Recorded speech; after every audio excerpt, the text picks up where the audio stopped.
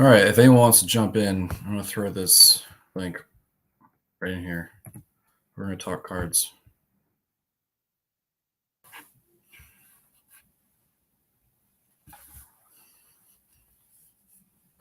I'm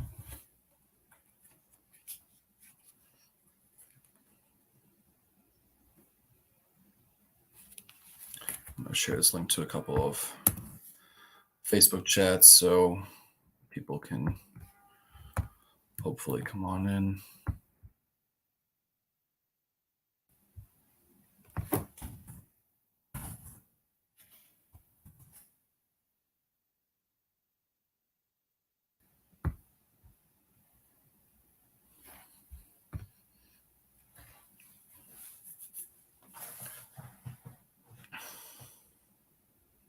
Yeah, so we'll just wait, I guess, until people come in to live chat or to comments.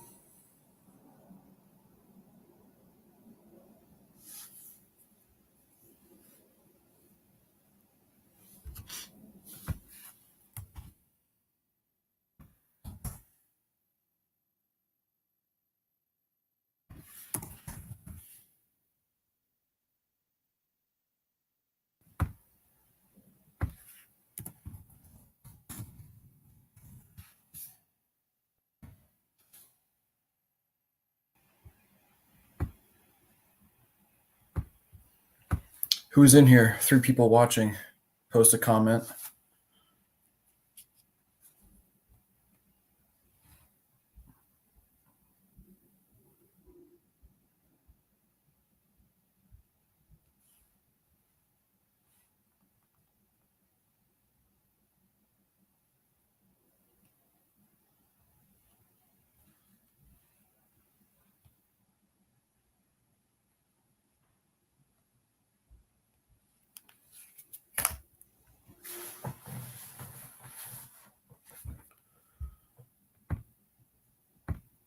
Just wanted to get a chat going. Live streams. What's up, Derek?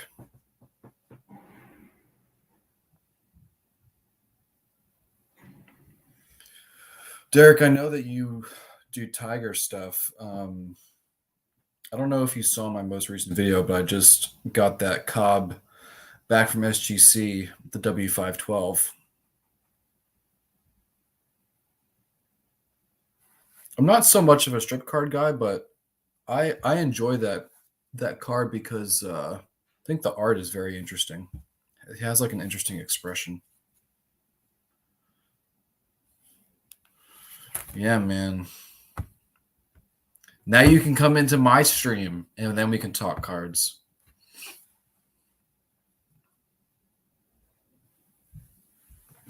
Yeah, but to show you guys,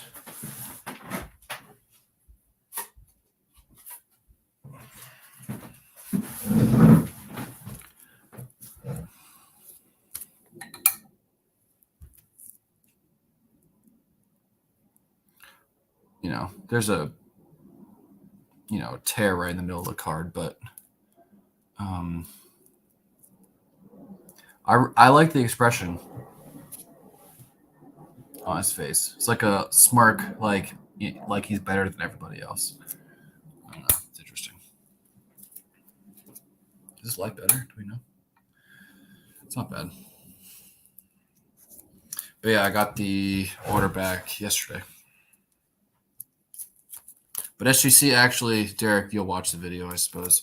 SGC, when they were holding this card, actually damaged it, ripped it in half. Yeah, I'm not such a big fan of strip cards either. It's almost like a comic strip, right? Like the way they print it, like you look up close, it would be hard to show on camera, but yeah, thanks, dude. Sorry. Yeah, it's oh, nope, that way. A lot of it is crap. My goal this year is to kind of get rid of all that stuff. Like all the binders up here are all like mid to late 2000s, like Topps Heritage sets. I don't really care about those. Sup, Don? And then like all the stuff on this shelf is supplies. And then this shelf is like singles, Sup Lou, singles and stuff and other sets. And then all that stuff down here is like complete sets and stuff that I need to sell through. Where'd I get the shelving? I think I got it on Wayfair, actually. Wayfair.com. Really easy to put together. And each on the big shelf, each level holds like a max of 250 pounds of weight. So it's a lot of weight that it can hold. And then the small shelf, also Wayfair. I think it holds like 50 pounds per shelf, but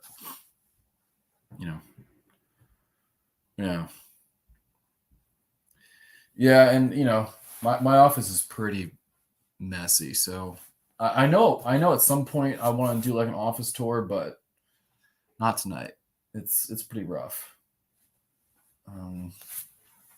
But what should we talk about?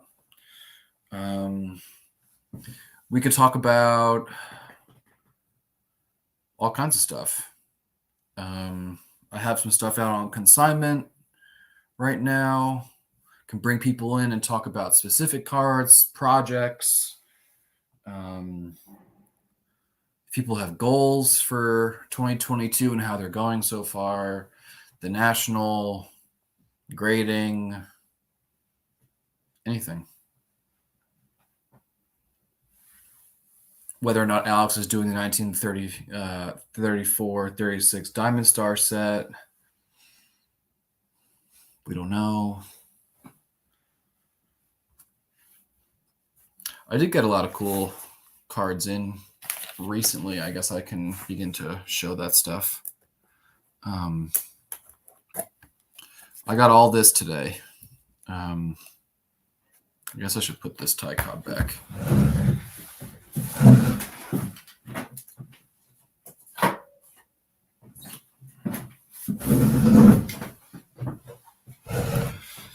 Everyone should go to the National.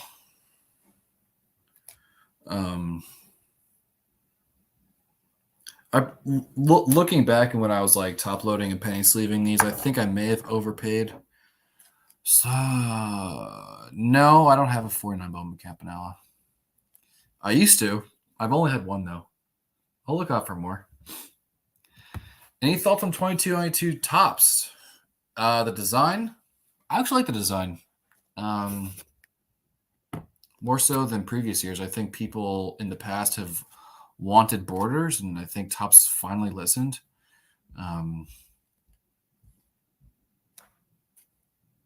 I think it's probably one of the better designs of the last few years. Oh, yeah. Yeah, Don. I'm doing good. Yeah, the foot is all healed and no boot. So, yeah, we're good. But yeah, what do you guys think about 2022 Topps? I don't know how good of a rip it is right now. I think it's a little expensive. My LCS, which always overprices stuff, had it at $119 for Hobby Box today, and I think that's a lot. Yeah, they certainly did print enough for everybody. Everyone about 50 times. But yeah, let me show you these cool cards. I paid $20 a piece for all of these. Definitely like low to mid grade stuff, but cool stuff. Stuff that will sell. at some point or another. 2018 was a good design. 2019 grew on me a lot. I didn't like it at first. I think also some designs are better done in chrome than others. I think, for example, like 2017 Topps was really nice with chrome, but didn't love it in paper version. This is my first time actually having this card. This is a really, really important card for collecting rookies.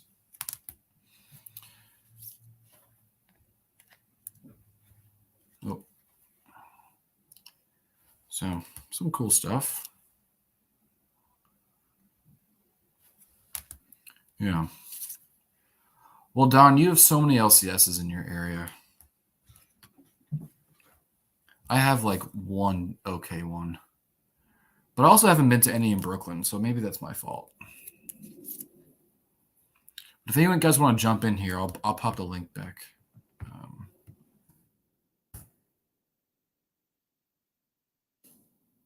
These I found at the spot I've been going to actually a lot, 2 times in 2 weeks. A couple of those. Pete Rose. Yeah, so $20 a piece for these. I probably should have tried to get closer to like $15 a card, but we'll see. There's a couple of funny ones in here.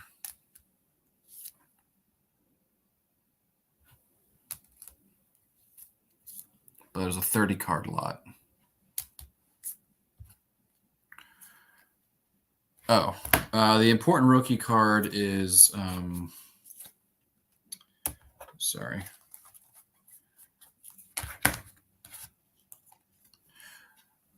No, I'm probably not going to grade any of these. Lou, it's the Masanori Murakami. This is the first American card to exhibit a Japanese player. On the back here, it even says Masanori is the first Japanese player to appear in a major league game. The lefty won a decision with the Giants in late 1964. I'm not going to grade any of these, I don't think. I was thinking about grading the 60 Topps Willie Mays, but it's probably going to get like a 2. So I might as well just sell it raw.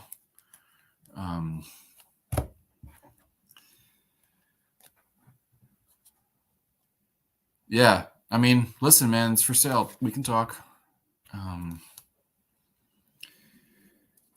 Alex, you have that one spot that I wanted to go to only because you guys said it was like a spot, but like it doesn't sound very good. And he doesn't want to come off his prices, but I don't know. Yeah, I did.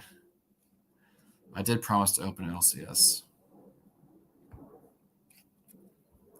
We love Savannah in our trip. I mean, we definitely want to come back, so we'll see. We'll see you again, sure. I don't know, some fun stuff.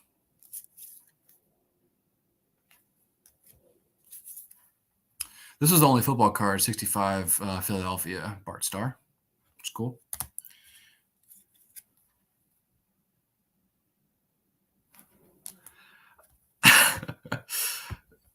Yeah, it was in his spirit. Yeah, the food is the bomb. Absolutely, we ate so well when we were down there. We had a good lunch. Sorry, the mouse is like freaking out. We had a good lunch with Andy and Alex. Check out this Yaz. Has a bunch of paper on the back. But this one's funny. Someone on a super well-centered Steve Carlton taped a piece of this Dave Ricketts card on the front. I don't know. and then they wrote number 3 on the back. So you never know with people. But this Dave Ricketts like looks familiar. I feel like he is on like another 65 card. I don't know. But I also have all this stuff. I'm probably going to put this all... I know, man. It sucks. What can you do? Oh, what's up, buddy? Oh, enjoy it. I love that card. I thought that card was really nice. It was definitely in the grading pile for sure.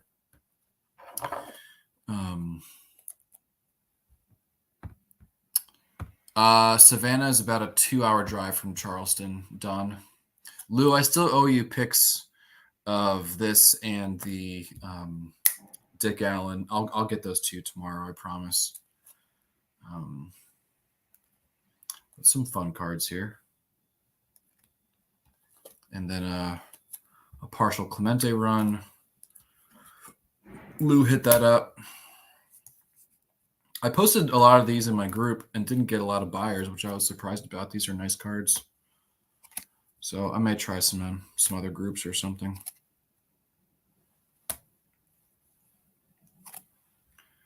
But I also have a 55 and a 56 from this run. But yeah, we really enjoyed on our trip. We really also enjoyed Charleston. Charleston was a really, really fun time. Very memorable trip for us both.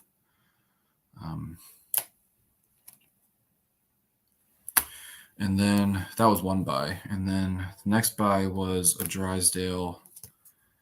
I've sold some from this one. And then some like low-end rookies. I try. And then that Gibson was in there. Munson. Here's the Dick Allen. I know. But when people ask stuff for me, like I like to get on them quick. A low grade one. I may end up grading that. I'm not sure yet. But yeah, some fun stuff. What's going on with everyone here? Was a proportion of Clemente's cards Roberto versus Bob? I know his very early ones. It was Roberto. I think even I have 59 here. No, actually, they changed it maybe in 57 to Bob. And then pretty much from then on, here in 72, it's Roberto. I think in 71 is also Roberto, but I think in 70 it's Bob. So I think in 71 they changed it back, which they should have never done in the first place. Best in the biz.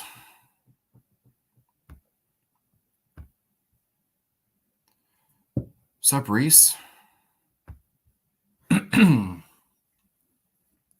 Reese and I met actually for the first time in person at the most recent Philly show. I'll be missing the next Philly show because, Lou's right. Everyone till 71, between 56 and 71 was Bob. But yeah, Reese and I met at the Philly show. I will not be at the next one because I'll be at a friend's wedding, but hopefully it's a good show for everyone else. Reese got to let me know. Anyone want to come in? I posted the link. Just showing cards, talking cards. Yeah, I know it's next weekend. It's hard to believe. I enjoyed the Philly show. Had a really fun time sitting up there and walking around. Had a good show that day.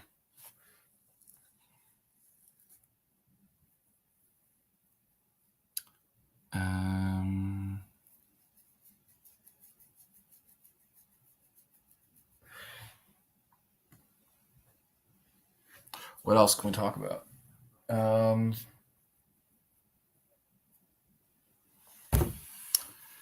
There is a really good video that I will link here in the description.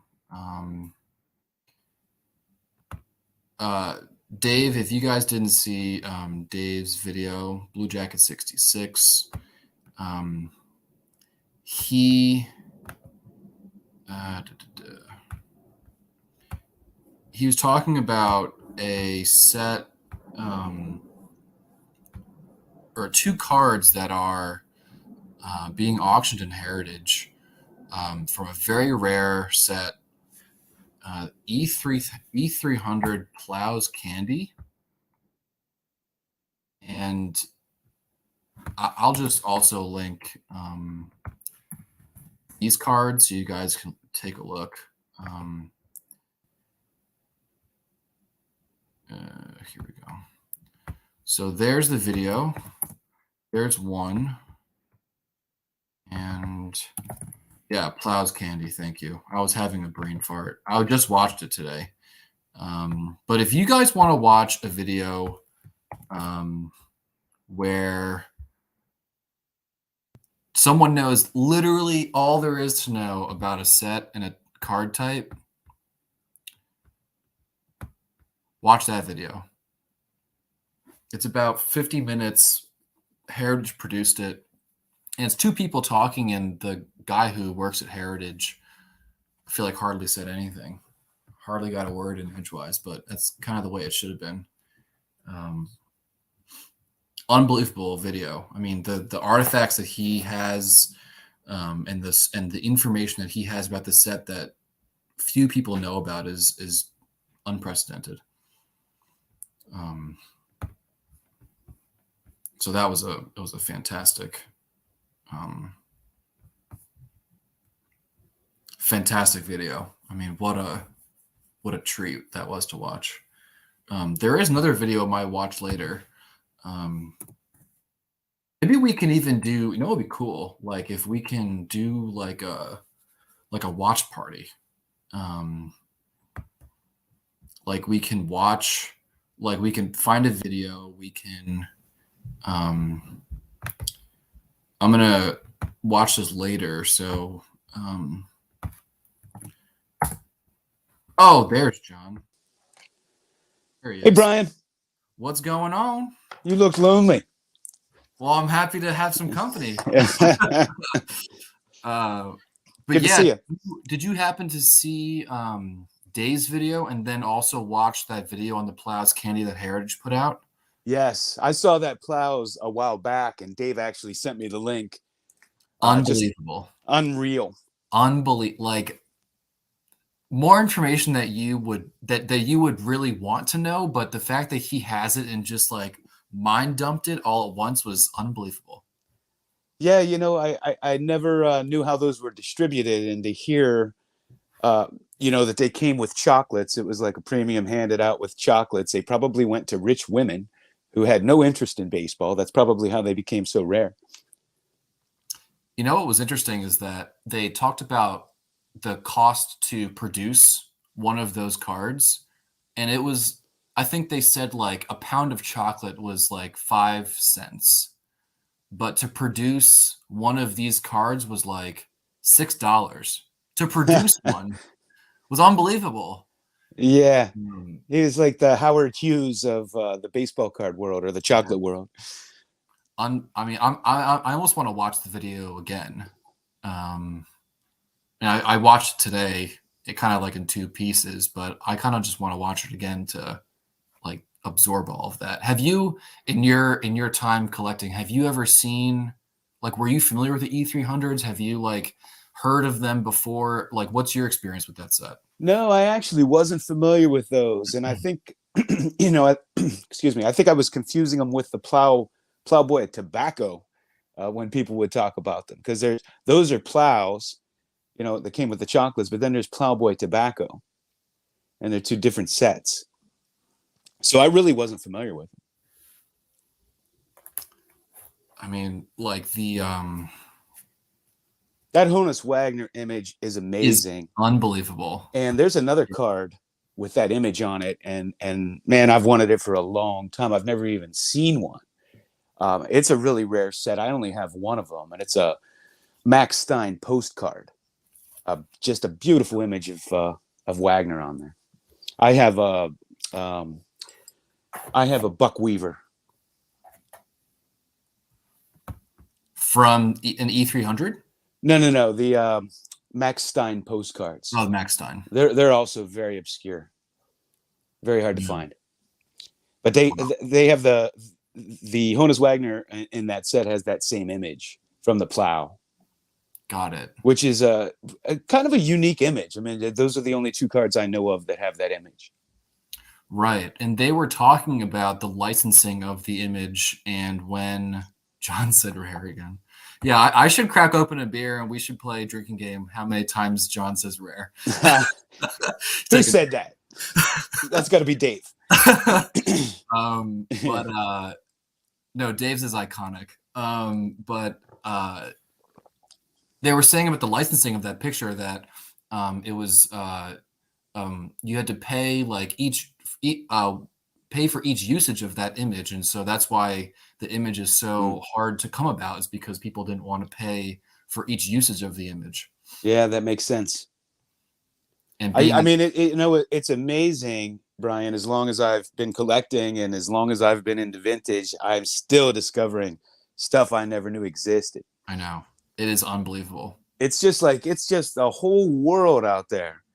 When you start to delve into the vintage world, it is unreal where it will take you. And it's just a lifetime of discovery, really. Yeah, it truly is. And the more people like the consignor and heritage share, the more people begin to like, as long as we keep sharing like what we know, that will only like build and lead to more discovery, which is like one of the most exciting parts of the hobby, is discovering new things and learning about new things. Yeah, I agree.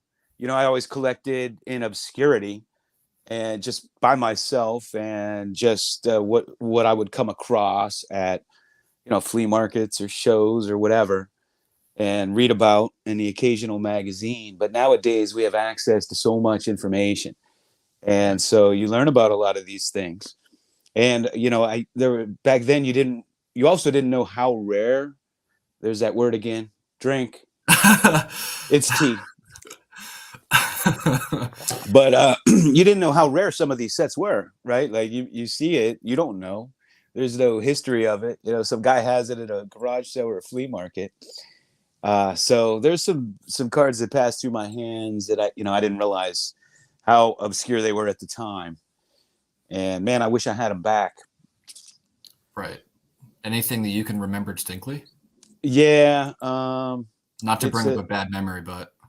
Well, one was a Babe Ruth, and I don't really want to talk about it too much, but it was a what is that? 517.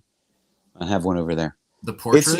It's the larger version. It looks like the 1929 Cashin, but they're bigger. Yeah. And I didn't realize at the time how rare they were, and they are.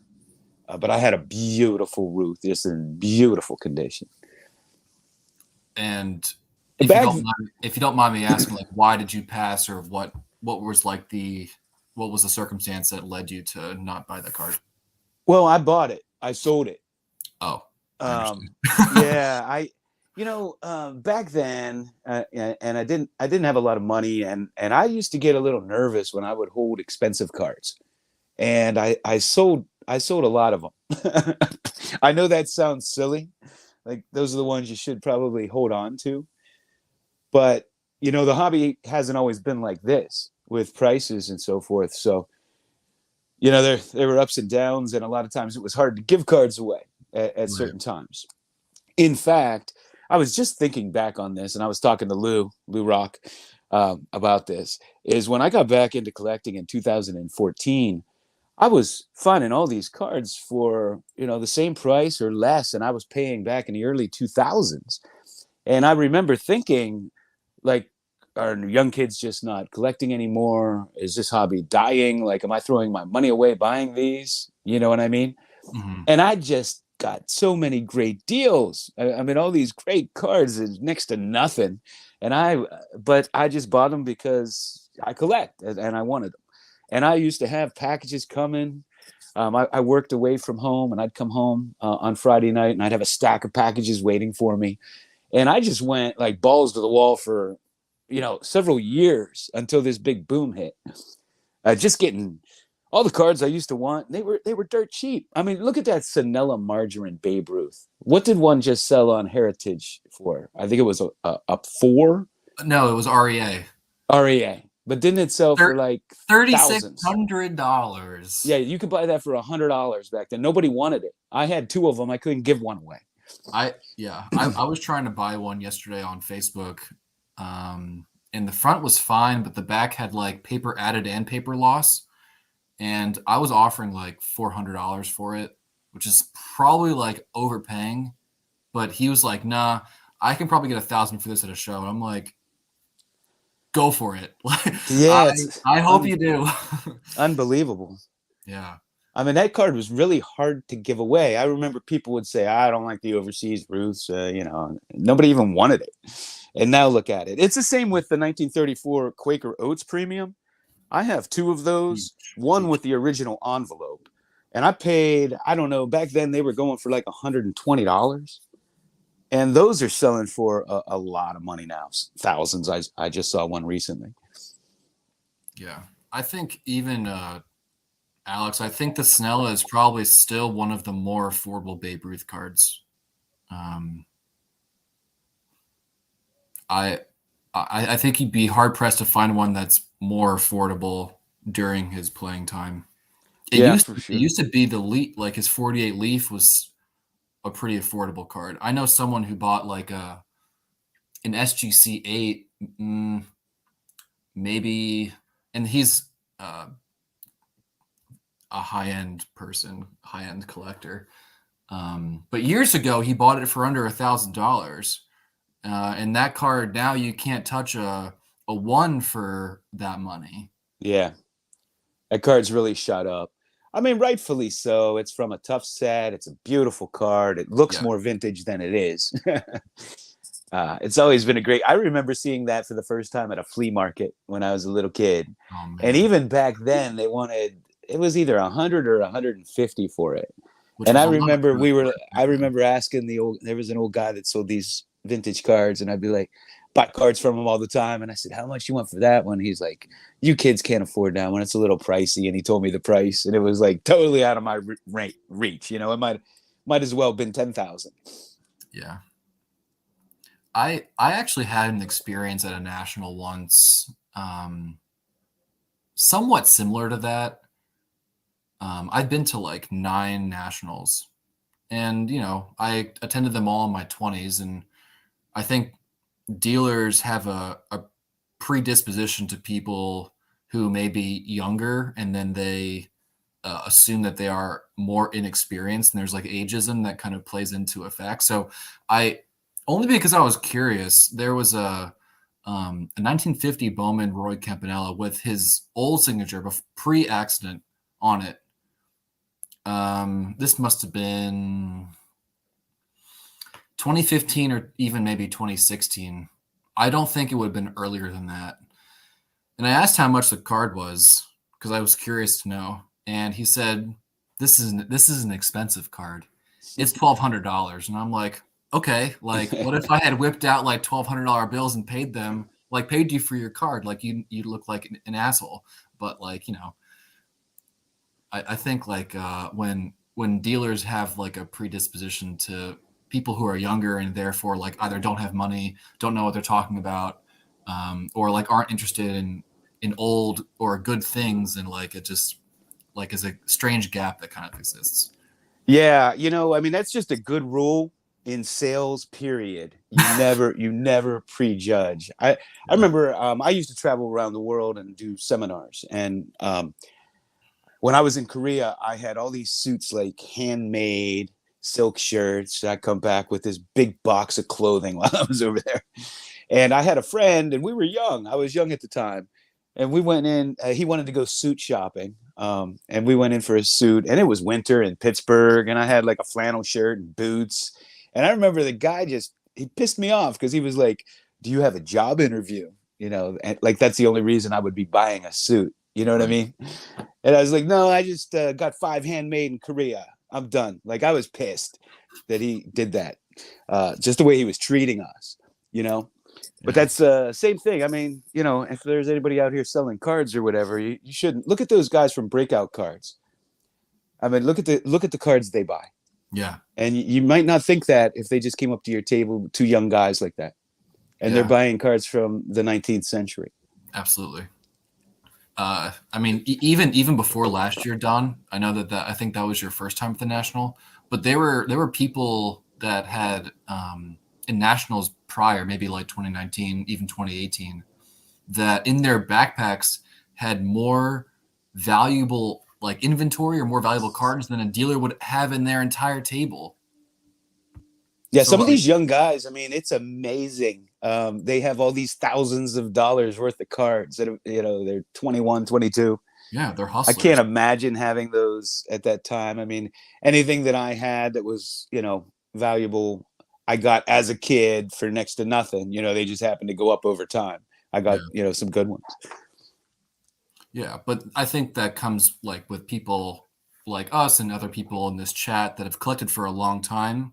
Like we have a discerning eye, and then when we buy things that we like, back then, 10, 15 plus years ago, or however long, like we pay like market price then, but because it's like quality stuff, like rising tide raise all ships. And so like what we're seeing today is just a result of people having more appreciation for these things and other factors, obviously, too.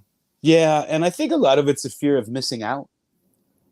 Generally, like I'm a big stock investor, and, the stock market goes up and down for 2 reasons: fear of losing money and fear of missing out on making money.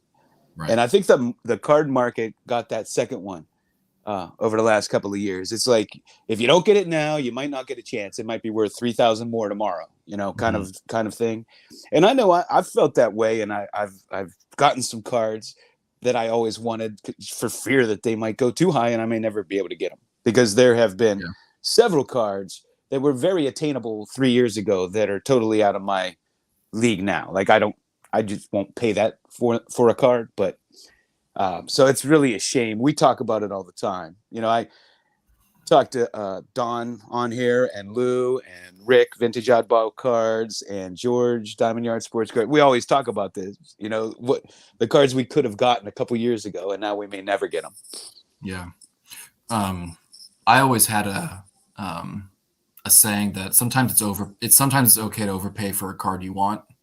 Yep. And ultimately, like, it may not matter at the end of the day, like what you pay for it, as long as if you're not like into it for like taking this card that you're buying and then trying to turn it around and make money on it, then like ultimately, like, who cares? Like, if you really want that card, ultimately, like, who cares what you pay for it? Right. Like, there was a card at the National that I knew I missed out. It was in the Thomas Newman collection. He was that doctor who sold his entire collection through memory lane. The whole collection got like $20 million. He had like the Ruth, Gowdy Ruth 9. Wait, are you talking about Brett Harper? No, not Barry Halper. Oh, Helper. Not Barry Halper. It's Thomas. Is Dr. Thomas Newman, I think, is his name.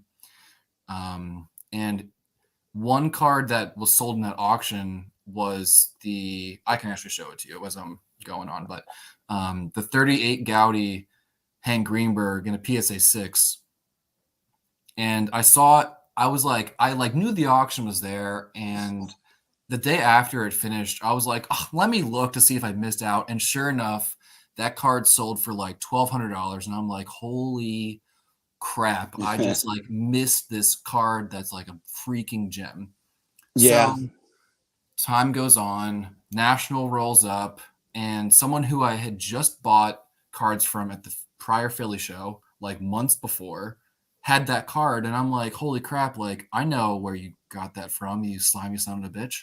And I check back with him every single day, multiple times a day, looking at that card, having people look at the card, look at the card, look at the card.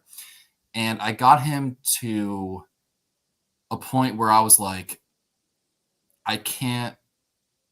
It was $3,000. I was like, this is like either I walk away with this card or I'm never going to see it again. And I left the show Saturday and I was like, I didn't have the card. And I was like, I need to buy this card. And I don't care if I overpay for it because it's from his collection. It is like one of the best ones I've ever seen. And I bought it. And I don't regret it at all. Right. I mean, some cards are worth paying up for. Yeah. I got to show you. I don't know if you saw my video on this, but man, this is just like one of the. It's like I don't think I've ever been as excited to get a card, but I picked up this card, and it's from Roberto Clemente's personal collection. Yes, I did see that video. When I saw this, I couldn't believe the price on it, and I thought something was wrong, and I thought it wasn't really from his collection. I didn't know what, because I didn't know that they sold cards from his collection. But I don't know how I didn't know that, but I didn't.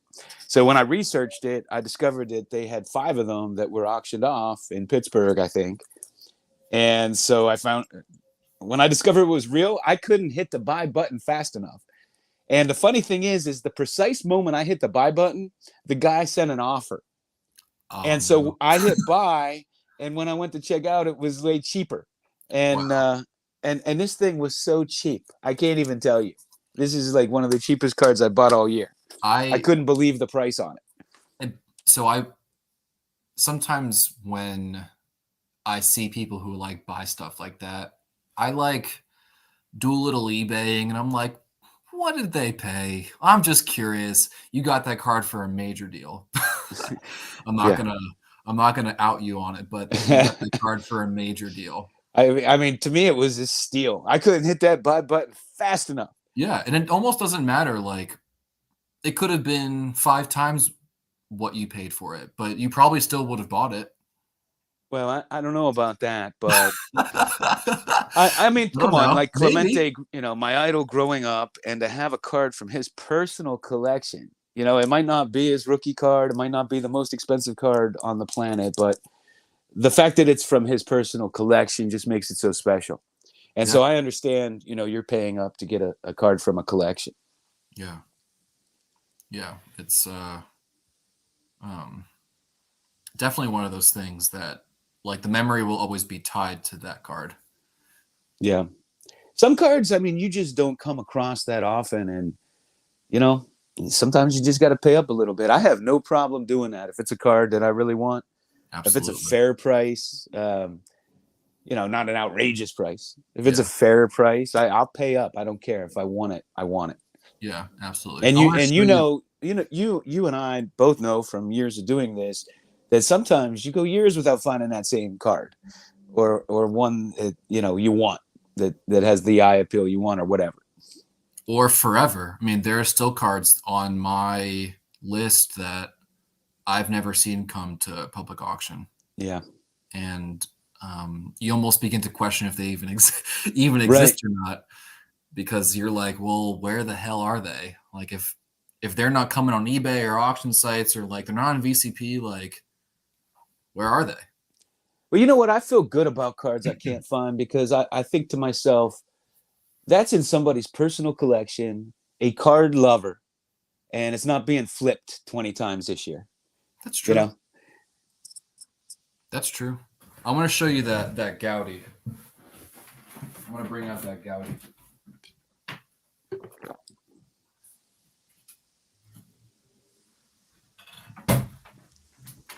Oh, I can show this as well, I guess, while I'm at it.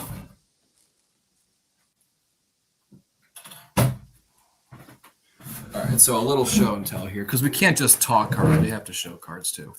All right, so here's the Gowdy. Oh, yeah. Usually what you find with these is that they have so much toning that they become brown.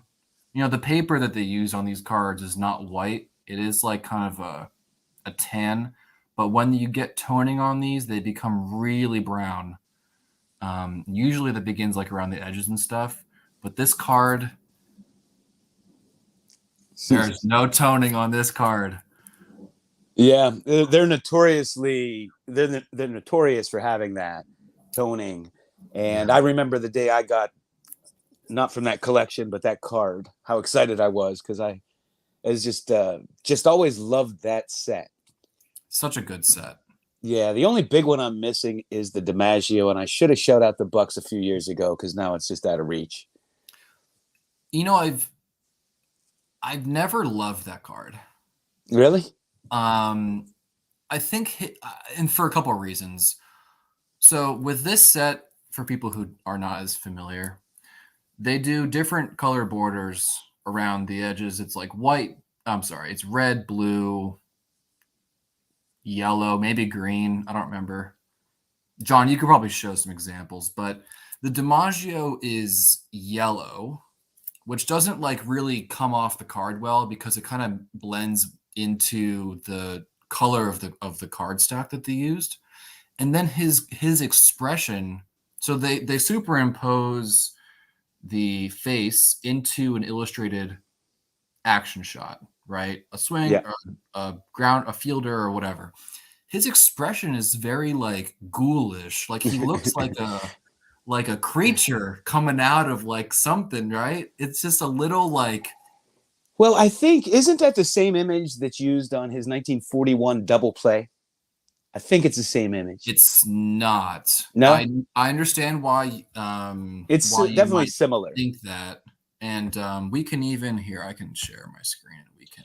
You know why I always loved that card is when I was little, they came out in the 70s with that reprint book, the Burt Rudolph Sugar or something. Yeah. You know what I'm talking about? The little cutout cards. And that was just one in there that I fell in love with. This image, right? Yeah, I guess it's not the same. But, I mean, even in this image, like, this dude is ugly. He's well, there are tons of cards where guys don't look too good. But he could hit, though. He sure could, and he didn't strike out too often either. So this is what I mean, right? Like the yellow like kind of blends into that background, and then like his face like just is very ghoulish. I don't know, just wasn't a card that I ever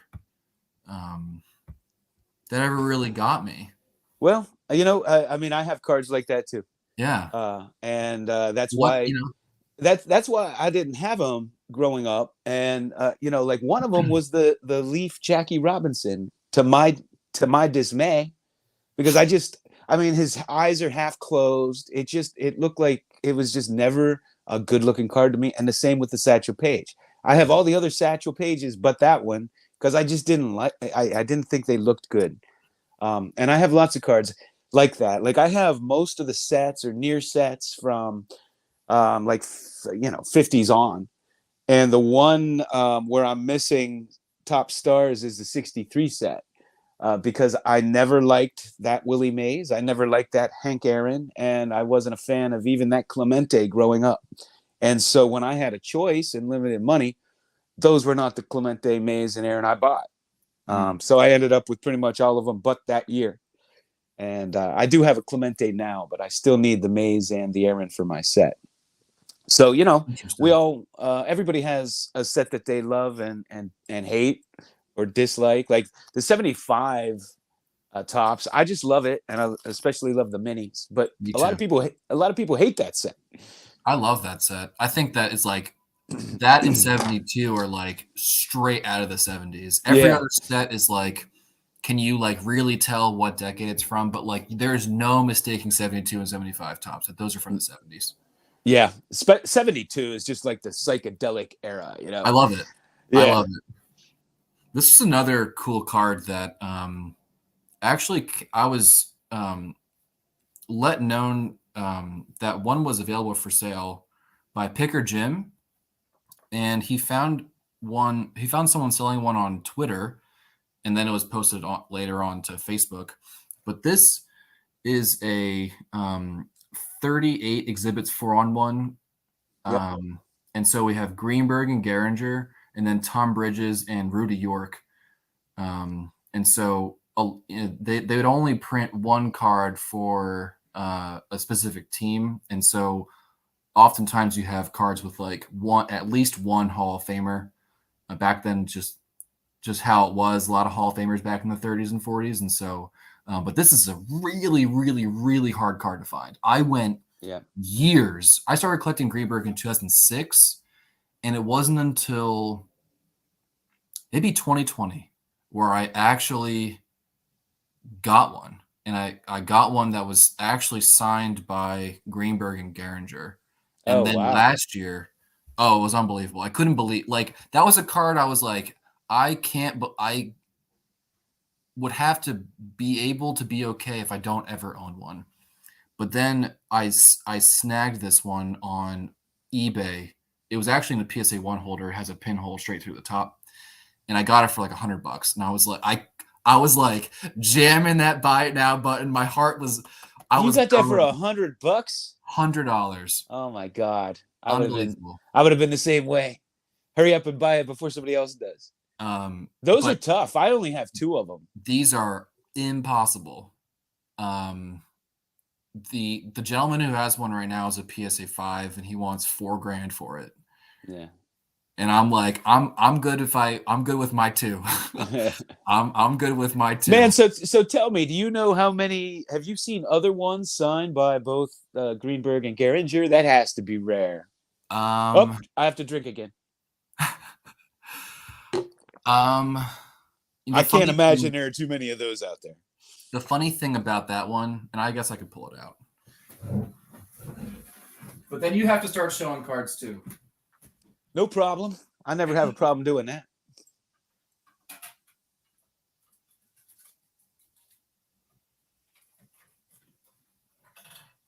I just had Chris Cardi C over at my place. He and his dad visited from the Boston area, and he picked up. I guess I shouldn't spoil it, but he picked up a pretty amazing card that was on consignment from with me. That I guess you watch my YouTube videos, you would maybe know. But here's the card. So it's missing here. It's missing Bridges. So someone at some point cut it out. But there's Greenberg and Gehringer, who probably has the best signature in all baseball. Oh yeah, I agree with you on that. His signature's fabulous. Although Clemente is kind of artistic. Very, very artistic. Yeah. Although he has a couple different ways he signs. Some of them are not. Some of them are a little more sloppy, but he has a beautiful signature. Do you have any Clemente autographs? I guess I should. I don't. Never got one. To be one of the reasons is I was never really an autograph collector. I'm a card guy first and foremost. I would rather have a beautiful example of a card than the autograph. But just because, I collect everything, and if I had an opportunity to pick some things up, I ended up with tons of autographs. And there are only a few that I really go goo-goo over. One was Satchel Paige, and I picked one up here, I don't know, a year or two ago. And if I could find a Clemente, I've shopped for them before, but his signature is tricky because I know there are even ones that are authenticated that aren't his. And his is really, really tricky. And I don't know if I would truly believe any authentication unless it was a check from him or a contract or something. Interesting. Over the years, he had a clubhouse guy that signed most of his stuff, and you can kind of tell his signature because the E looks like a 6. But there are different signatures out there, and I just never trusted him enough to pull the trigger. Yeah, I mean that's tough. Yeah, he's a tough one to nail down for sure. Like some of the other ones, you could tell.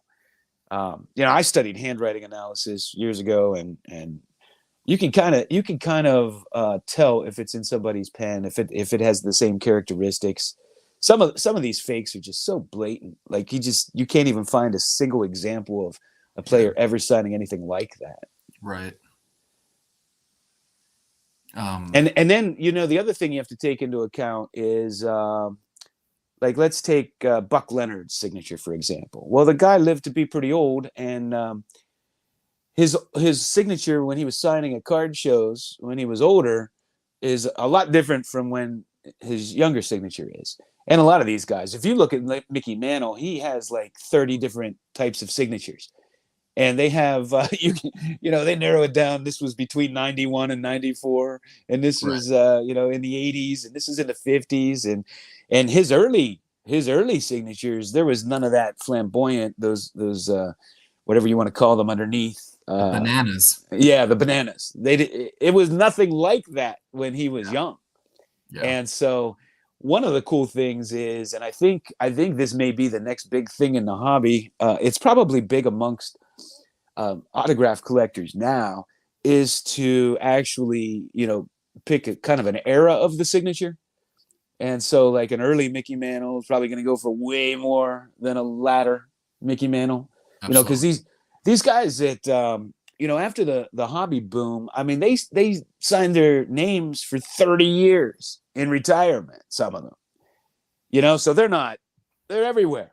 Like Mantle's signature, I mean, they used to be a dime a dozen. They weren't even expensive back in the day, you know, because they were everywhere, and you could still go get his signature. Where a Clemente, a guy like that who passed away early, didn't sign all that much compared to all these other players. But these guys, you know, many of these ball players made more signing autographs in retirement than they ever did playing ball.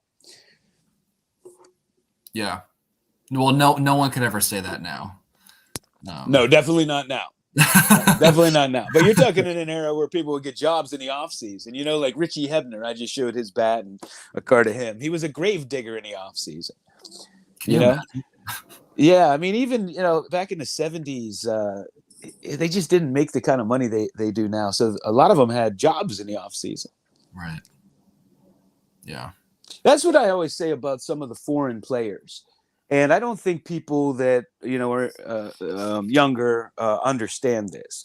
It's like if you play football in Canada, they assume you're not good enough to play in the NFL. Well, back in the 60s, those guys weren't making that much money. So it wasn't necessarily enticing to give up your family and leave your home to go to the United States and live and play. Because it's not like you were getting a $30 million signing bonus, right? So a lot of, like George, what's his name? George not Rogers. I always want to call him Rogers. Oh, why is his name? George Reed, probably the greatest running back in Canadian football history. He could have played in the NFL, you know, but that's where he lived. That's where he wanted to play. So, you know, guys like Sadaharu, could he have played in the United States? I think so. He might not have been the all-time home run champ, but come on, he would have been able to play. Yeah, I think that's a very interesting case. Actually, it's funny that you bring up Sadaharu. I don't have one, but I was showing this card before you got on, and Lou asked me to show you this. But this is a very important. I'm sure you know about this card. This is a very important rookie card that some people just really don't know about. This pictures Masanori Murakami, and he is the first Japanese player to play in the major leagues. Rookie cards in 1965. I got a little disc there. I have been paying more attention to Sadaharu O cards. I think the cards that he has from the 50s, I think 59 was like his first year of cards. I may be wrong about that. But they're very artistic, and they're very, very cool. Yeah, I believe it's 59's his rookie, or 58. Him and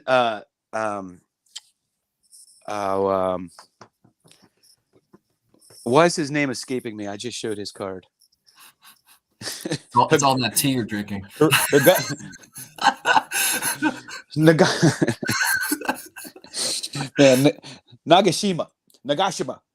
Nagashima. They came up.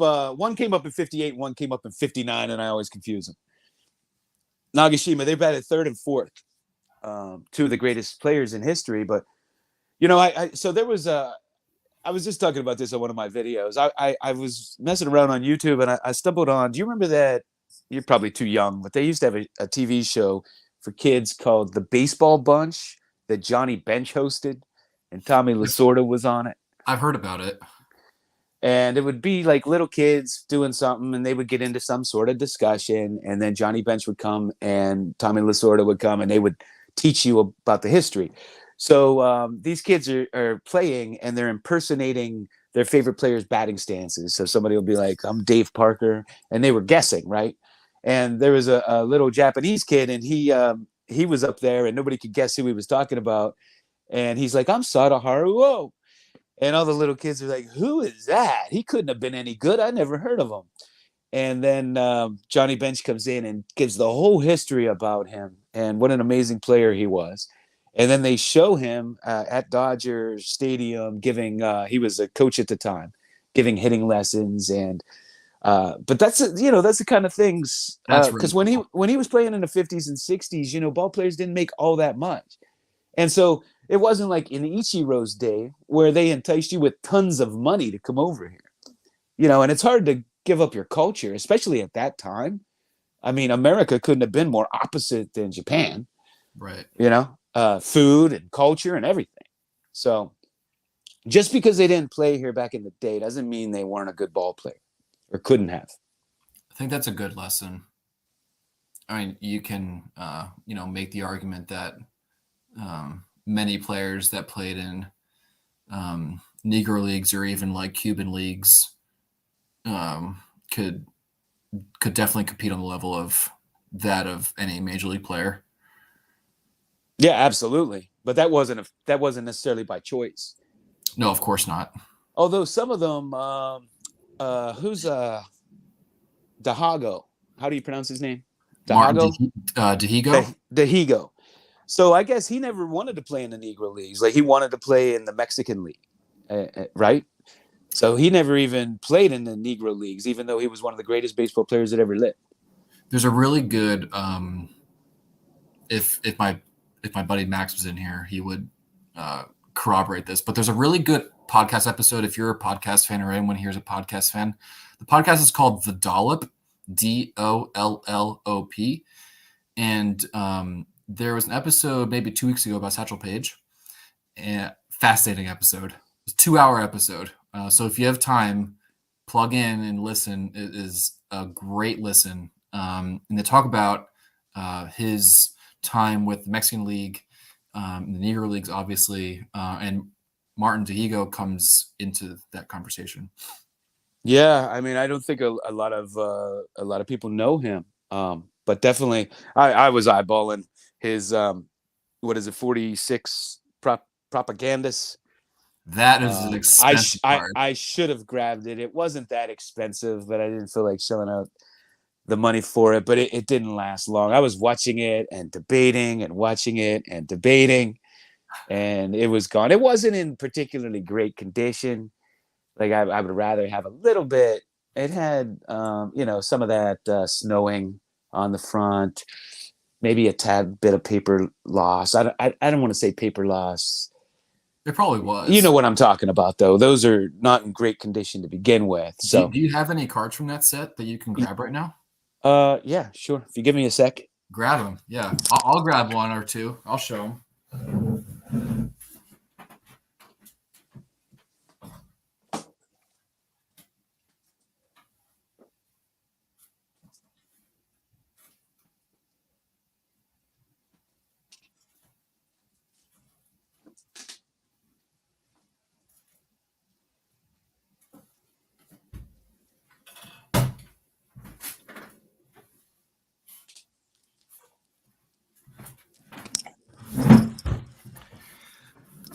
All right, let's see what you got, John. I got Joe Dimaggio. Oh, I heard of him. That's a good one. Oh man, this set rocks. It's Dom Dimaggio rocks. I mean, I like the players. I like of the era first and foremost. There's a lot of greats in here. Jimmy Fox. Let's see that. Oh, that's a good one. These cards, don't be deceived by these numerical grades, people. A 2 Yeah. is a fantastic grade for that card. Fantastic. It's like the Venezuelans. Yeah. You know, the Topps Venezuela. I mean, a 2 is a fantastic grade in that. You don't find them nice. Yeah, these routinely, I don't think I've ever seen above like a 2.5 or maybe a 3. This is Spud Chandler.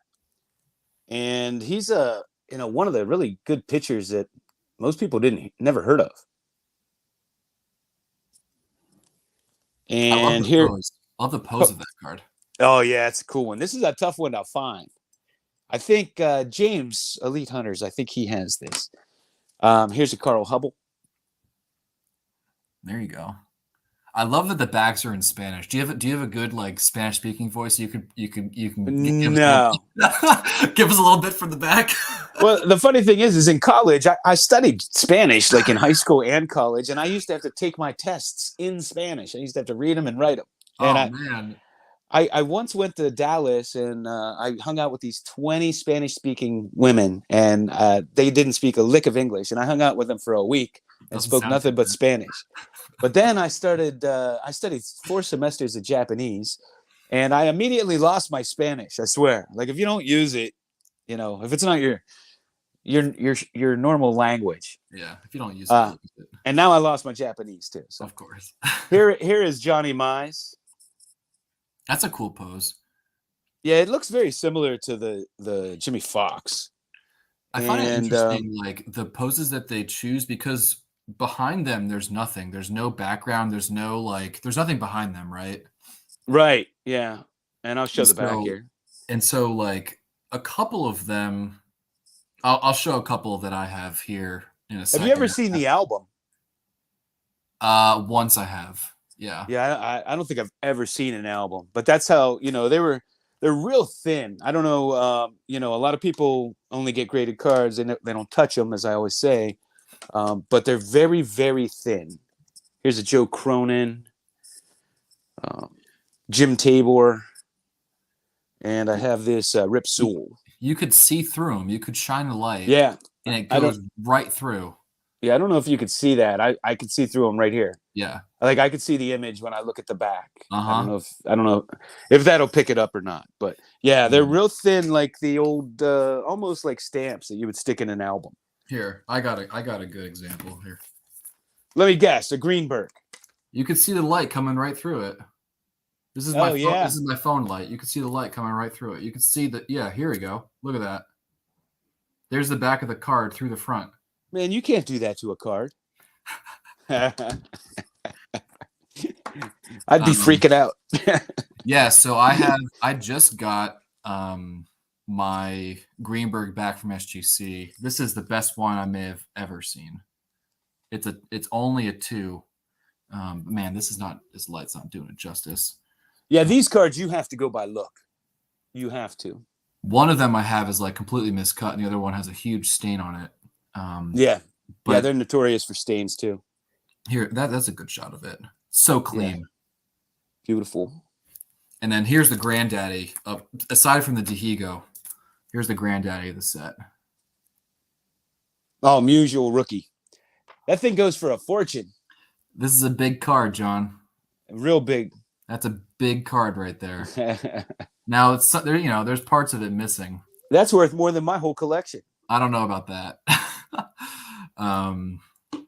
But I talked about this in my SGC reveal video, but I had an opportunity to buy one of these cards before I started buying and selling to for a living, because I knew the importance of this because I had studied this set from the Greenberg, and the card was complete. It was, intact.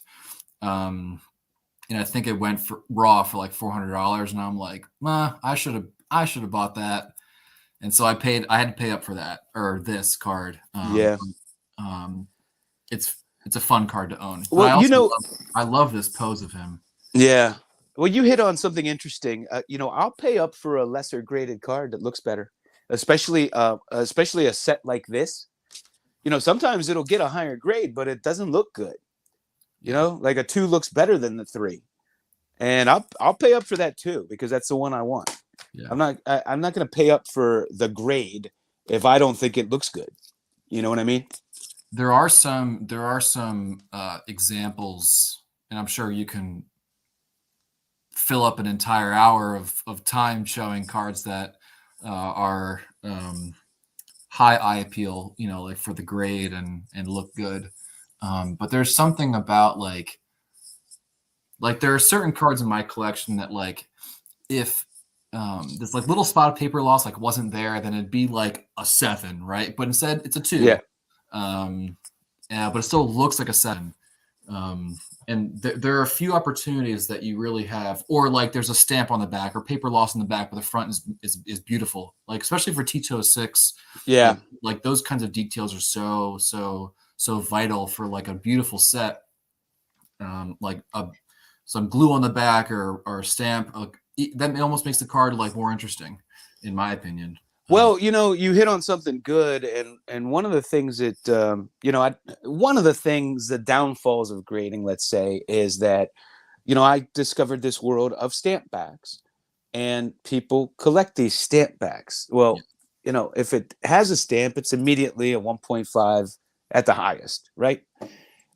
So grading goes out the window when you collect them, and a lot of times they are, like you say, they look pristine on the front, but there's a little mark on the back because that's what a stamp back is. Mm-hmm. And the other thing, especially with the 19th century cards, is they were often put into an album, with a little bit of glue. And of course, they didn't have the glue we have now. And so when they took that out, these cards, you can still read the whole back, but there's some remnants. You could some toning, I guess, from the glue that they used back then. But because they were kept in a scrapbook and closed and nice and neat, the fronts are pristine. They're like 9s. But the back, because it has a little residue, I have a Charles Comiskey from Allen and Ginter that's like this. I mean, the front is so sharp. Show it. All right. Come on, let's see it. I want to see that card. Ooh.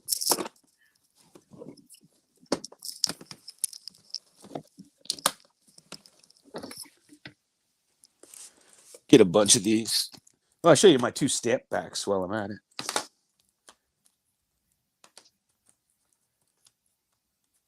Did you see my video on him, Ezra Sutton? Maybe I missed it. He's the first guy ever to hit a home run in the major leagues. Oh wow. You know this set? WG1? It's the first game card ever issued that featured players. I have an older game set, but it featured bags, and it was a playing game. And actually, here it's if I can find it. It's always an arm's length away. I have a lot of stuff that is. What did I? Oh, here they are. It's Lawson's. Oh no, those are my fan crazes. Hold on. Yeah, I got a whole bunch of. Well, let me get to Charles Comiskey. Where the heck are these cards? They're in here somewhere.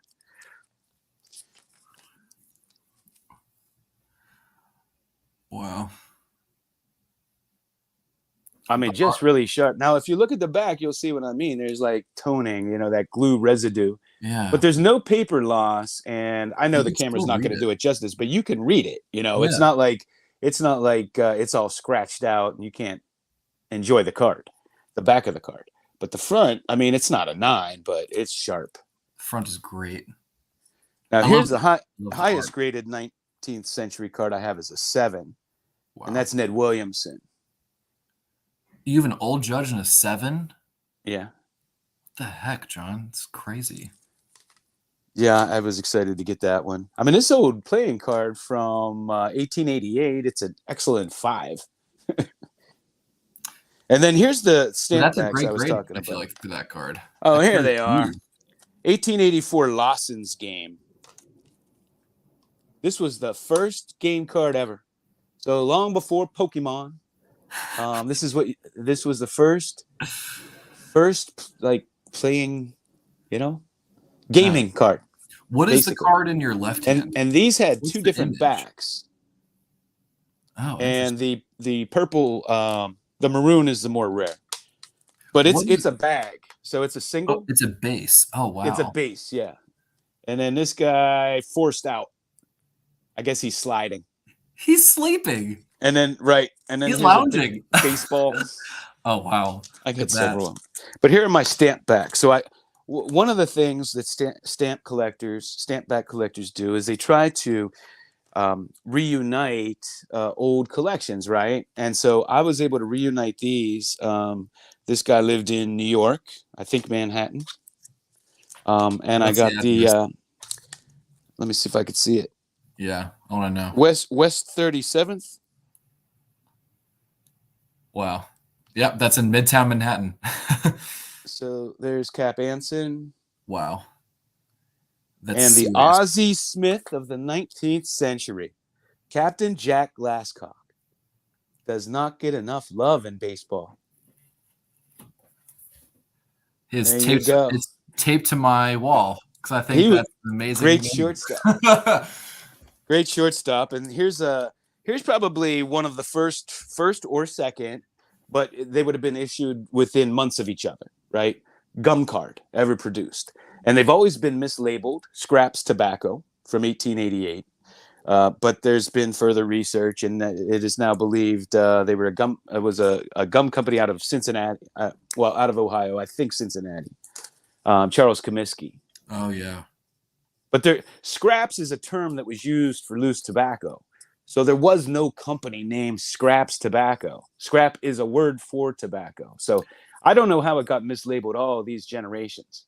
Have you handled those cards raw? Like this is one I haven't. No, I haven't. I would like to. I'm wondering if those are like particularly fragile. I don't know, but as you can see, this one, I'll tell you, this is one of the nicest examples I've ever seen in my life, and it's a 1.5, but it's another one that was glued to the back of an album. Now, I don't mind these because they're blank backs. What are you going to look at anyway, right? But the front is just sweet. It's Imagine like near pristine for 1888. Imagine like this is a good tidbit from Dave. The scraps came in strips. Dave, you should jump in. Dave, you should jump in here if you have the bandwidth or time. I would love to have you on. But how amazing would it be to flip through an album page with those all pasted next to each other? I think just seeing that would be so cool. Yeah.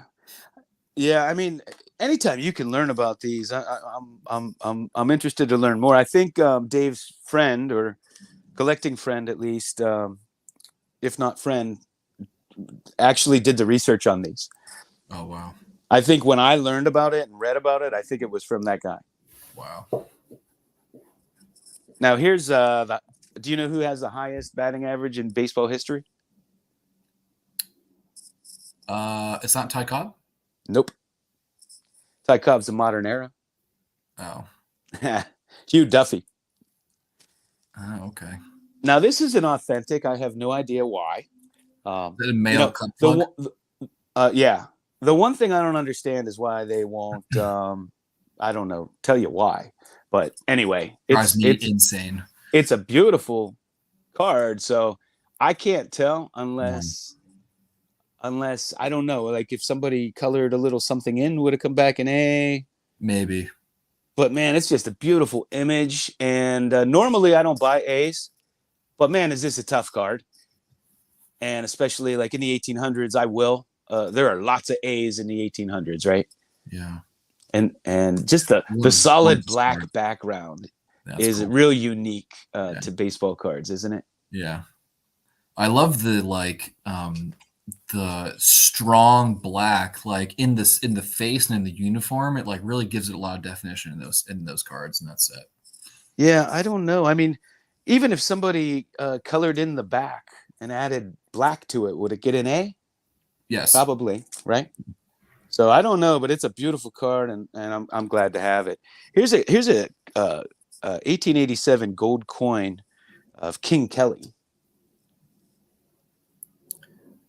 This is a pretty tough set. Is he wearing a chest protector? Yeah.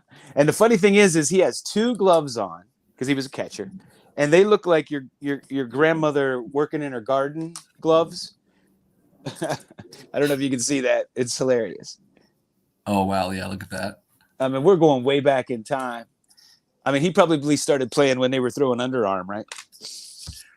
Just to answer this quick question, Carlisle, they used to tell you why. No longer will SGC tell you why they grade something inauthentic. They won't do it. I've been a customer of theirs since 2008.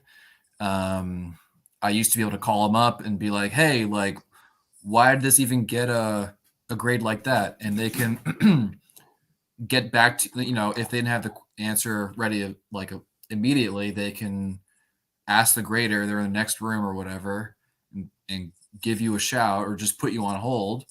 But that's no longer the case anymore. You can't get an answer out of them. They can't even publish their phone number. Their phone number is not doesn't work. So is that right? Yeah. Oh, John, I don't know if you knew about this. Here, let me grab this here for you.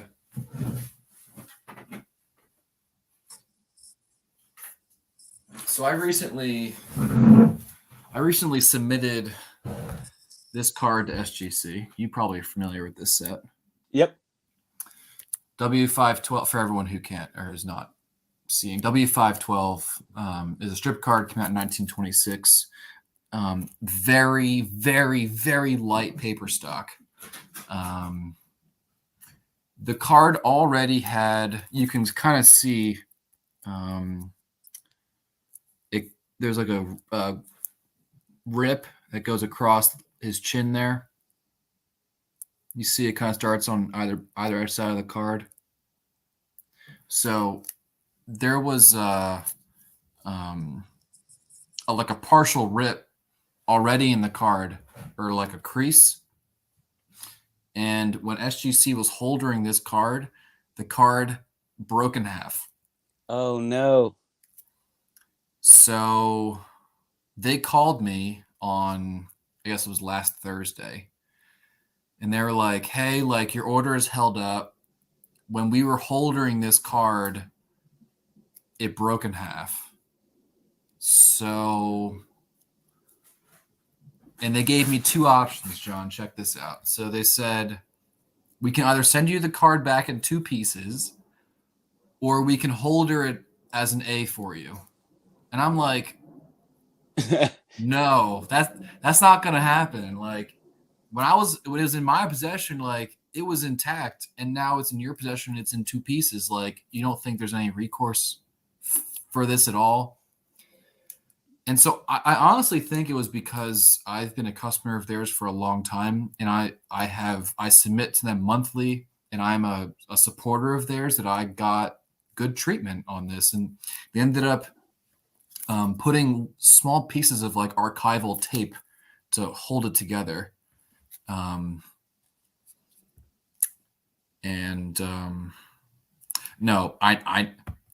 I know, Don. I know their number, but they don't pick up the phone. Is my point. You can call them and they're like, our phone lines are not forwarding active calls or whatever. So anyway, so they refunded me $350 in difference for damaging my card. But at first it doesn't seem like they were prepared to do any of that. They would put it back together and put the A on it and send it back to me, or send it back to me in 2 pieces, which, what the hell am I going to do with the card in 2 pieces? I mean, that's that was a very alarming phone call to have with them. That's what I'm always afraid of, having my cards in the mail and having people touch them. I heard Dave Blue Jacket 66 just talking about this himself, and I feel the same exact way. I'm a nervous wreck till I get them back, because I don't know what's going to happen to them. I have all these Butterfingers, 1934 Butterfingers, and my Colgan's chips. I have some raw ones, including a Honus Wagner. Yeah. And I won't send it in because they're so thin and fragile that it would take nothing to damage it. And I just don't trust them taking it out of the holder and holdering it. it just makes me nervous. I don't blame you at all. And so, I mean, I would love to have that Wagner slabbed, but I'm just nervous. And my 34 Butterfinger Dizzy Dean too. It's just in such great shape. I'd love to get a grade on it, but anybody that's ever held those things, I mean, it would take nothing to damage them. I mean, if that Colgan's chip, just taking it out, you could put a crease in it. Yeah. You know. They did not offer to put each half in 2 slabs. By the way, those choices were a no-brainer. Do you want me to send you your card back at 2 pieces or slab it and authentic? That's a no-brainer for me. Yeah, like what kind of solution is that? Yeah. But what are you going to do? I mean, they can't put the card back together. They can't give it a grade. No, obviously, but the card would have received a 1 if they didn't tear it in half. The card would have received a 1. Yeah, and sometimes the card will get damaged in a holder, like Kellogg's. I don't know if you've ever seen, but sometimes you'll see a 10 has a crack in it, and I'm sure it cracked in the slab, especially if they sent it in and it was, you know how they're notoriously curved. Yes. And if you flatten that too quickly, I would imagine that the crack wouldn't show up right away, but maybe by the time you get it back in the mail, it has a crack. Yeah. That could happen. Yeah, totally. No, I've definitely seen holders damage cards. I bought an SGC 8 39 play ball, and the bottom of the gasket, because the way that PSA and SGC holder their cards is different. PSA, like the holder kind of surrounds the card, but in SGC, the holder is literally like it hugs the card. Yeah. And if the card's a little oversized, it could cut into that paper. Yeah. And I took a look at it, and on the back, on the very bottom, it was like the paper was pushed up on an 8. You know, I just paid, $600 at the time for what it was at the 8. And now it's double that at least. But yeah, so especially some of the old holder pushed up on the paper. Yeah, that's especially on some of the older, like the 213 coupons, or some of the older e-cards that are real thin. Yeah, they can slide kind of to the side. Yeah, and outside. I'm always wondering, like, is that damaging the edges? I have a card like that. And I just leave it. It's kind of like on the side. I want to get it reslabbed, but hell, I'm afraid to mail it. I don't want it bouncing around. Yeah. You know what I mean? And I want to do it where I could do it in person if possible. Yeah. Yeah. I think that either like you got to bring it to the National so they could do it for you, or crack it yourself and send it in. Well, the problem is it's from a famous find, and I can't crack it. Yeah. Once it leaves that holder, they may never authenticate it again. I don't think they do. And that's what really pisses me off anymore. Yeah, because I would crack it in 2 seconds and keep it raw, but I have to have that label. Yeah. Well, you can keep the label, like put it like, in the card saver, like on the top. Well, I could do that, huh? I mean, I know. Yeah. Like the card is here, right? And then like put the label like right over it. You know what? I might do that. I'm seriously afraid to ship it because I take meticulous care of it, because I don't ever want it moving. Yeah. And so to ship it and have people throwing it just scares me. So I won't do it. Yeah, I don't blame you. I'm gonna put all right, Brian. I need to get some sleep. I got a busy day tomorrow, but all right. Hey, I'm glad you posted the link and let me join, and you didn't block me whenever I jumped on. I appreciate it.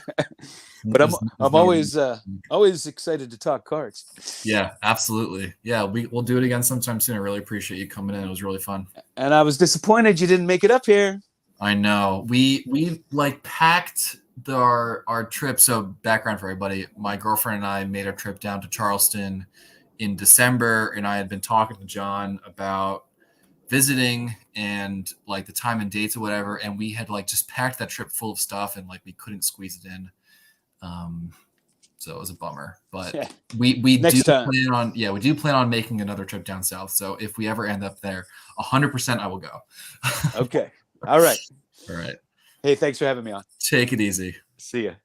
Bye. I will post the link here. If anyone else wants to join, that would be really fun. And it was really fun having John in. Oh my God. What up, Brian? There he is. No face cam though, bro. Did I miss it? Miss what? The stream. We're in it right now. Bet. Bet. What's up, man? You doing card stuff or family stuff right now? I'm just hanging out. All right. When do you get your SGC order back? I think they're done through the 9th. Ours got submitted on the 15th, so they're probably only like next week. Yeah, next week then. That's what I'm hoping. That's exciting. I think it'll be probably into next week, early week after, if anything. What are your predictions?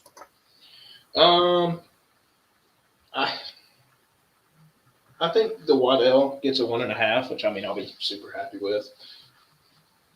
And I think the Plank, obviously, it's a 1, but yeah. And then I sent in a Peaches Graham. EPDG, I think that'd probably get a 2, maybe a 2.5. What do you think the Waddell is worth? That's a factory 42, right? Max has some really good stuff, like some. Actually, I need to upload a video. I did a guess the grade type thing. I just haven't uploaded it. And he had some really sharp cards. What do you think the Waddell is worth? And is there like a big premium for? Not really, no. Probably not. For me, but if it like was for back runs. Yeah, he's just so popular that people don't even really care at this point. They just want one. Yeah. So I'm happy to have that one. What did you think of Corey's Lajoie? Man, that was a monster. I remember looking at it, or I guess when he won it, because I think it was what like auction was it? 40 or, I think it was Heritage. Yeah, it was Heritage. Crazy. Yeah. Dude, do you ever watch? There's a channel on YouTube called Meat Canyon. What? It is MEAT? Yeah, MEAT Canyon. It's like it's an animation. Like this guy does like animations. But it's satire anime. Like it is the creepiest. It's like horror satire anime. Dude. And why do you sub to it? We're like losing viewers, by the way. No. Oh, are people watching? Hey, what's up? Yeah, people are absolutely watching. Oh, it is the craziest thing. You should watch it. So funny. I could give you some. Yeah, send me some in our chat. But yeah, I'll go upstairs and get some card stuff. Yeah, man, whip out some cards. And no meat canyons. It's pretty funny. That is pretty funny.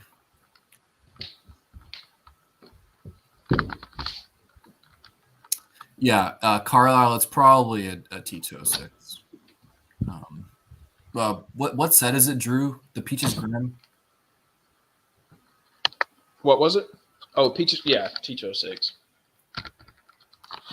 You had a question about what it was. Actually, I had a bunch of crap out. Yeah, you and Max don't put stuff away. Oh, Jeez no, Louise. Yeah, there's piles. Yeah, only somehow like my inventory is all over the place, but my PC is like away, locked away.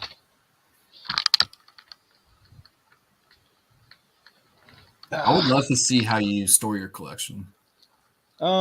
It's mostly in these things. Are those graded 4 rows? It's like a box with a handle. Oh wow. It's got like these like little inserts that are specifically cut for like SGC slabs. Nice.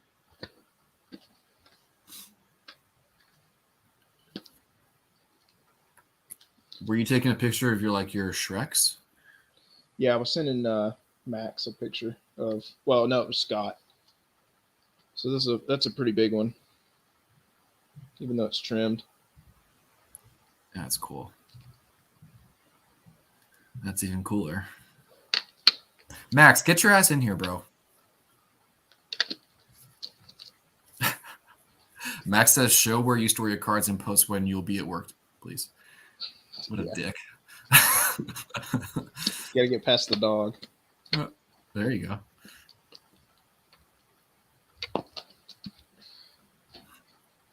I heard Max is afraid of dogs, so it's fine.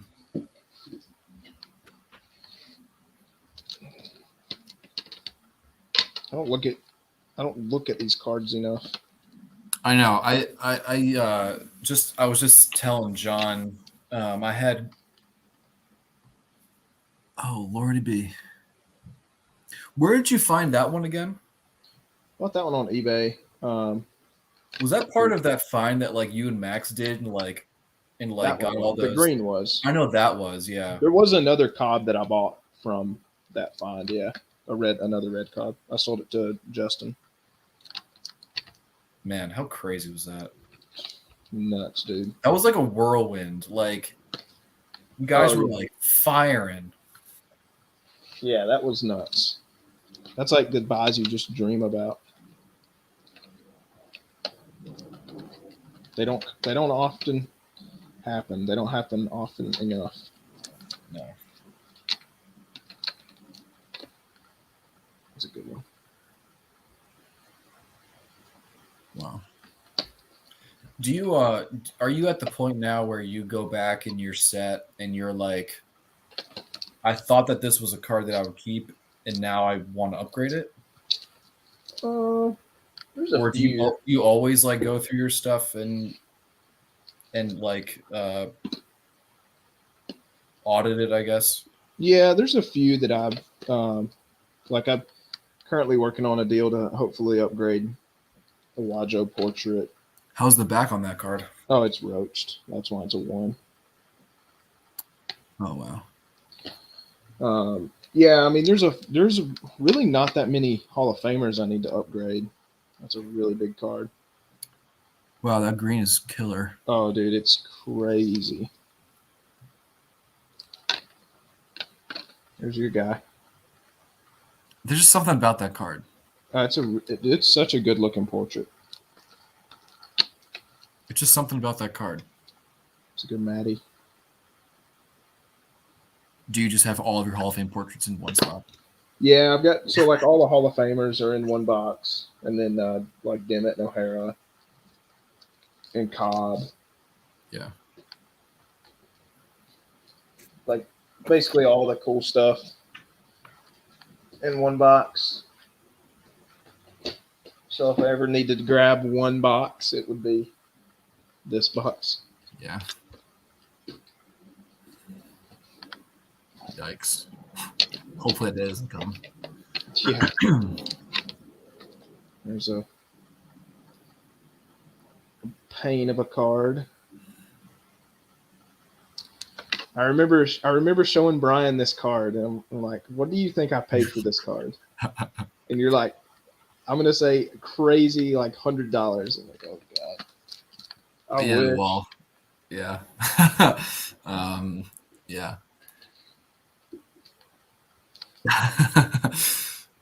That's a monster. I love this. This card is so gorgeous. Do you think, is that your favorite Cobb out of the set? Yeah, probably. Everyone has their.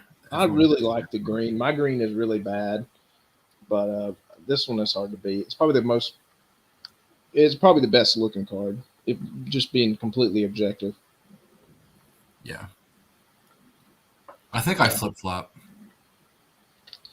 That I bought this same guy I bought that O'Hara from. I bought this card from At the same time? Yeah. Jesus, bro. Well, I had a PSA 2.5. So I had a PSA 2.5, and I bought it just because I needed to get one, and I ended up selling it for $5,800, and then buying the two SGC Polar Bear for like 46. So I mean that was like a no brainer for me. Woof. So glad to be done with those guys. Have you gotten those cards that you bought the other day? I guess it was over the weekend. No, they're starting to trickle in. That's a gorgeous card. I remember Max found one of those at the National in 2019. He was really happy about that.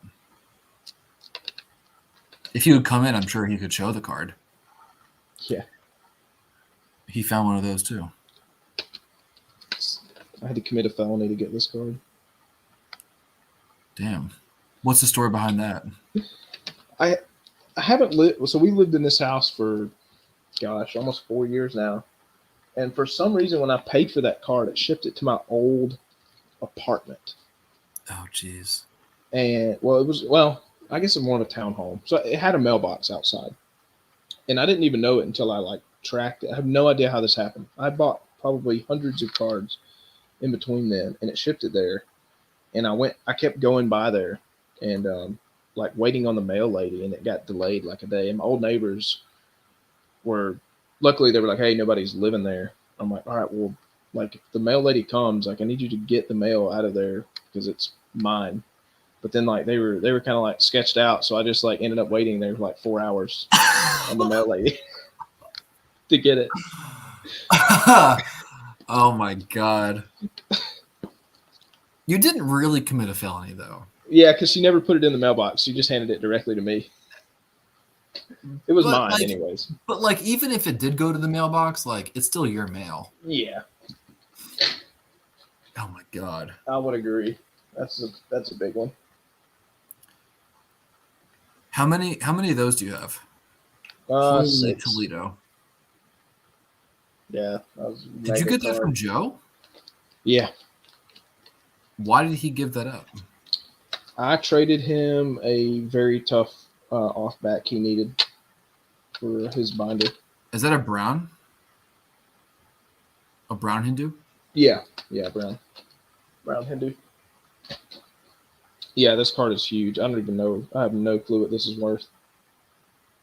Throw an REA and find out. I could never buy it back. Never buy it back. What did you just show before I interrupted you? It was you said brown. That's Mordecai Brown. It's just a caramel card I really like because you can see his gnarled up hand. Yeah.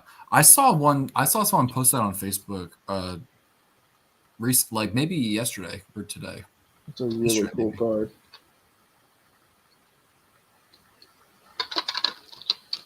Yep. It's another really, really tough, expensive one. Why do people like that card? Why is that a tough card?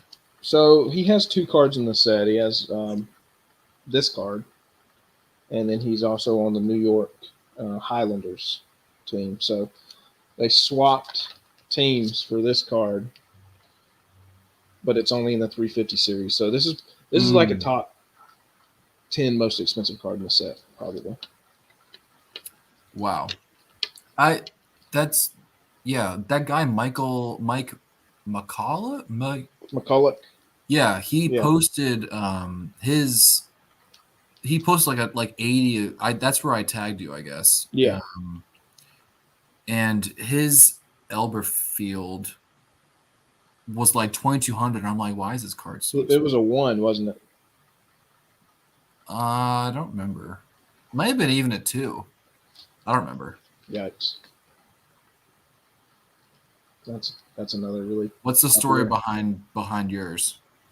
This one, Jay won it, and then he was like, "Hey, do you want this at cost?" And I was like, "Yeah, sure." I guess he has something else to pay for. Yeah. Stole that card from Greg Morris.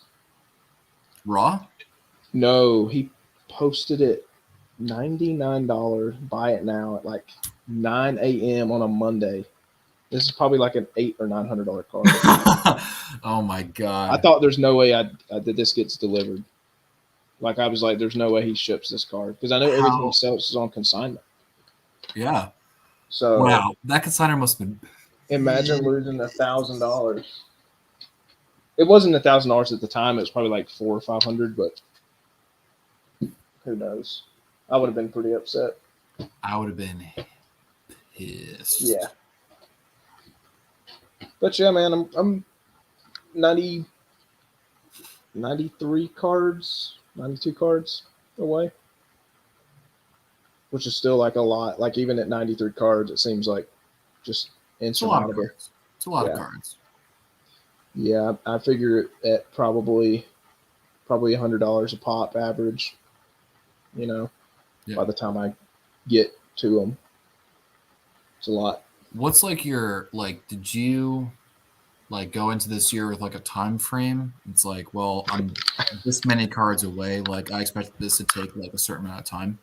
I have like an unofficial. If I buy 11 cards a year, I'll finish by December. Or 11 cards a month. I'm sorry, 11 cards a month. I hit. No, I didn't, Max. You little fuck. This dude, just jump in here.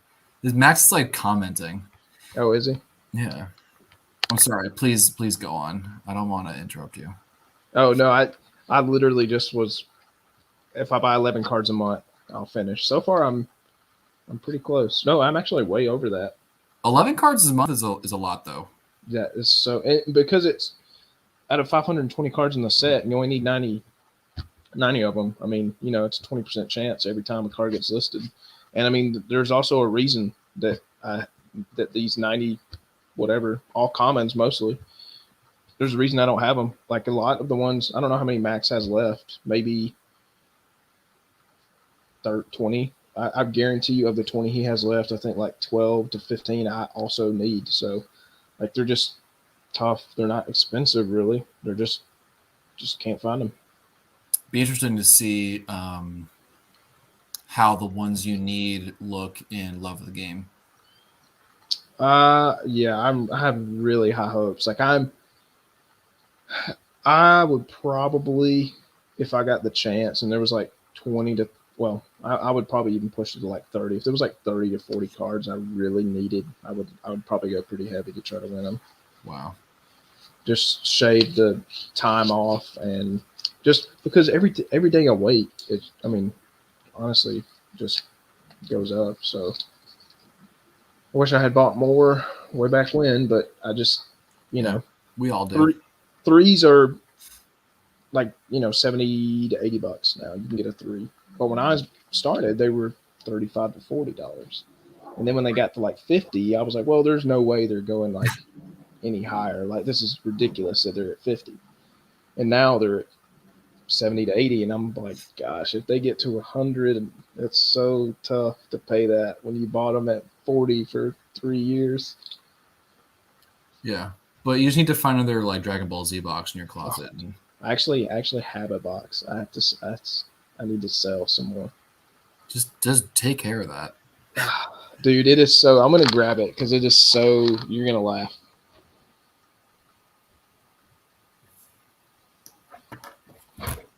Max is just trolling. He's like in, but he's not in.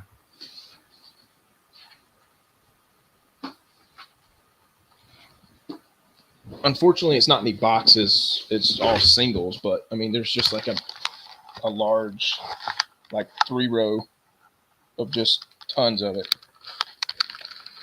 So it's on the list.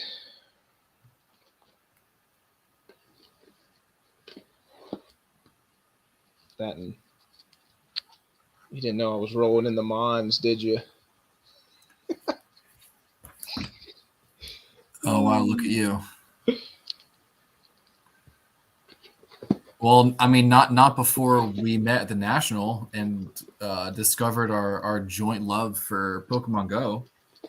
I did not know. Yeah, that's another. Man, honestly, I should have bought. So the reason I have all these Dragon Ball Z stuff is this was probably 5 years ago or more, maybe even. I was like, I wonder what an old Pokemon pack sells for. And I just like Googled some and I was like, oh, they're only like $20. So I bought like 5 or 6 packs of Pokemon, like fossil, like the old, like when I was a kid.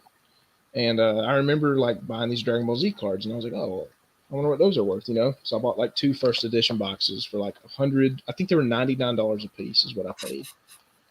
I bought 2 of everything, like the first, all of them. But then I opened one and kept one sealed. So, and then I sold that first edition box for $1,500 back when COVID, you know, craziness. But I still have the Pokemon packs. Haven't sold those yet.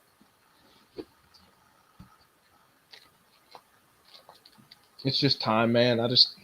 Honestly, I look at this box and I'm like, there's probably $500 here, but then I'm like, oh my God, I do not want to sit down and do this. I'm sure if you like send it to a consignor, they'll do it for you. Yeah, probably. I would love to just find somebody who wants it for like $300 and just let them have it.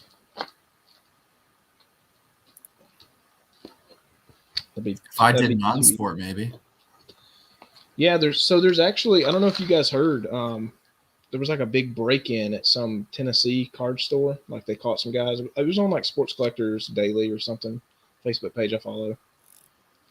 So they broke into this card store somewhere in Tennessee. But the store here in Cartersville where I live actually also got broken into. I didn't know it at the time, and they didn't either, but it was connected. So they finally arrested the guy. Oh, wow. He had like all the stuff in his apartment. So he like robbed a store in Tennessee, drove here, which is crazy. Broke into this store. He stole $100,000 worth of wax from this store. Nuts. Did they get it all back? I don't know if it was all opened. I know I read like the police thing. It said they found like a lot of the boxes and packs in his apartment, which, jeez. Yeah, that was pretty crazy. There have been so many break-ins lately. Yep. It's wild. I opened up one pack of Pokemon back in the day. I pulled a Moltres Hollow. See, the thing about Pokemon is that like the good Pokemon in the game do not always equate to good Pokemon cards. Yeah, totally true. And that never really like made sense to me. So like this is not a PSA 10, like for sure, but this would be like a $3,000 card as a PSA 10. This specific one, it's a super low pot for whatever reason. Why don't you just grade it? It's probably like a 6. Why? I probably played with this one. This was like one I had when I was a kid. Oh.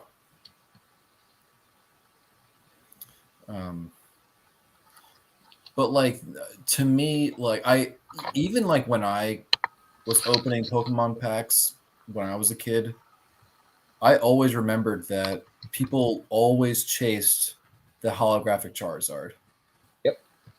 And I never like understood why, because like Charizard is like, I guess like an iconic. Max says sell that shit. You should. And then buy the stuff that you actually care about. Yeah, I know. Like Charizard is like, and sorry to like jump into Pokemon, but like it's just like the thought that I have. Like Charizard's the starter, right? But like Charizard is that like iconic Pokemon like people recognize, but it's not like the best Pokemon even in the first generation. He's basically just like Babe Ruth of Pokemon. But for no reason. Yeah.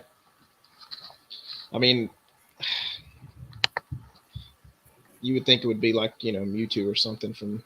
That's what I mean. Base set. That's what I mean. Like Mewtwo is like arguably the strongest Pokemon in Gen 1, but like no one cares about Mewtwo cards. I don't know. I mean, maybe they do, and I'm just like naive to it. Maybe we're just not in tune with the Pokemon market. Max, did you see that thing I tagged you in today?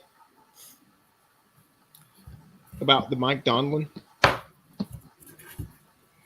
So for some reason, I have no idea why, Brian. This Yankees podcast popped up like on my Facebook feed, and it was ranking. It was like the highest WAR possible of all Yankees players who never played together. So like you couldn't have Ruth and Gehrig on the same in this lineup. They had a lineup, so they took the best players, but they couldn't have played with each other. And for some reason, they put Mike Donlin in the Yankees lineup, but he never played for the Yankees. He was a New York Giant. That's funny. And I just like, I tagged Max. I don't even know if he saw it, but I was like, when did he play? And all these people were like, no, you got to put, these Yankee fans are all commenting. I'm like, does nobody know that this player wasn't even a part of your team? Never played for them. I looked it up. I had to make sure. I'm looking it up right now. Mike Donlin never played for the Yankees. The Yankees claim all New York. You are correct, sir. Wow. I was like, why is he on this list? That's so weird. The Yankees claim all New York baseball. It does sort of seem like that sometimes. Here's the Yankees.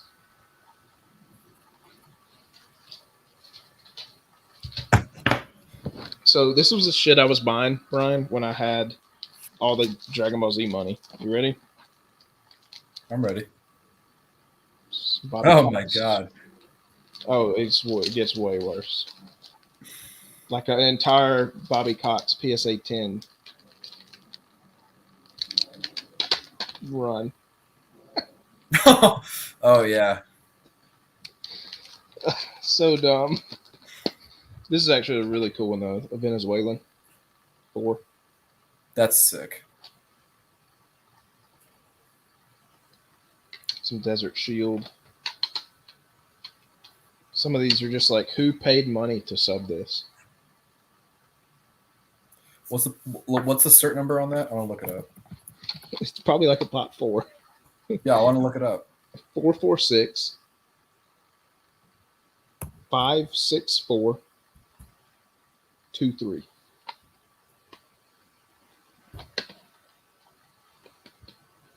Pop 18. What in the world? Pop 18. Oh, here's a Topps Nestle hand cut. Gem at 10. Give me that cert. Oh, this one might be a tough one, actually. That's 466 402 26. Now, granted, all these came from Four Sharp Corners, so they may or may not actually be 10s. That's pop 1, dude. No way, really?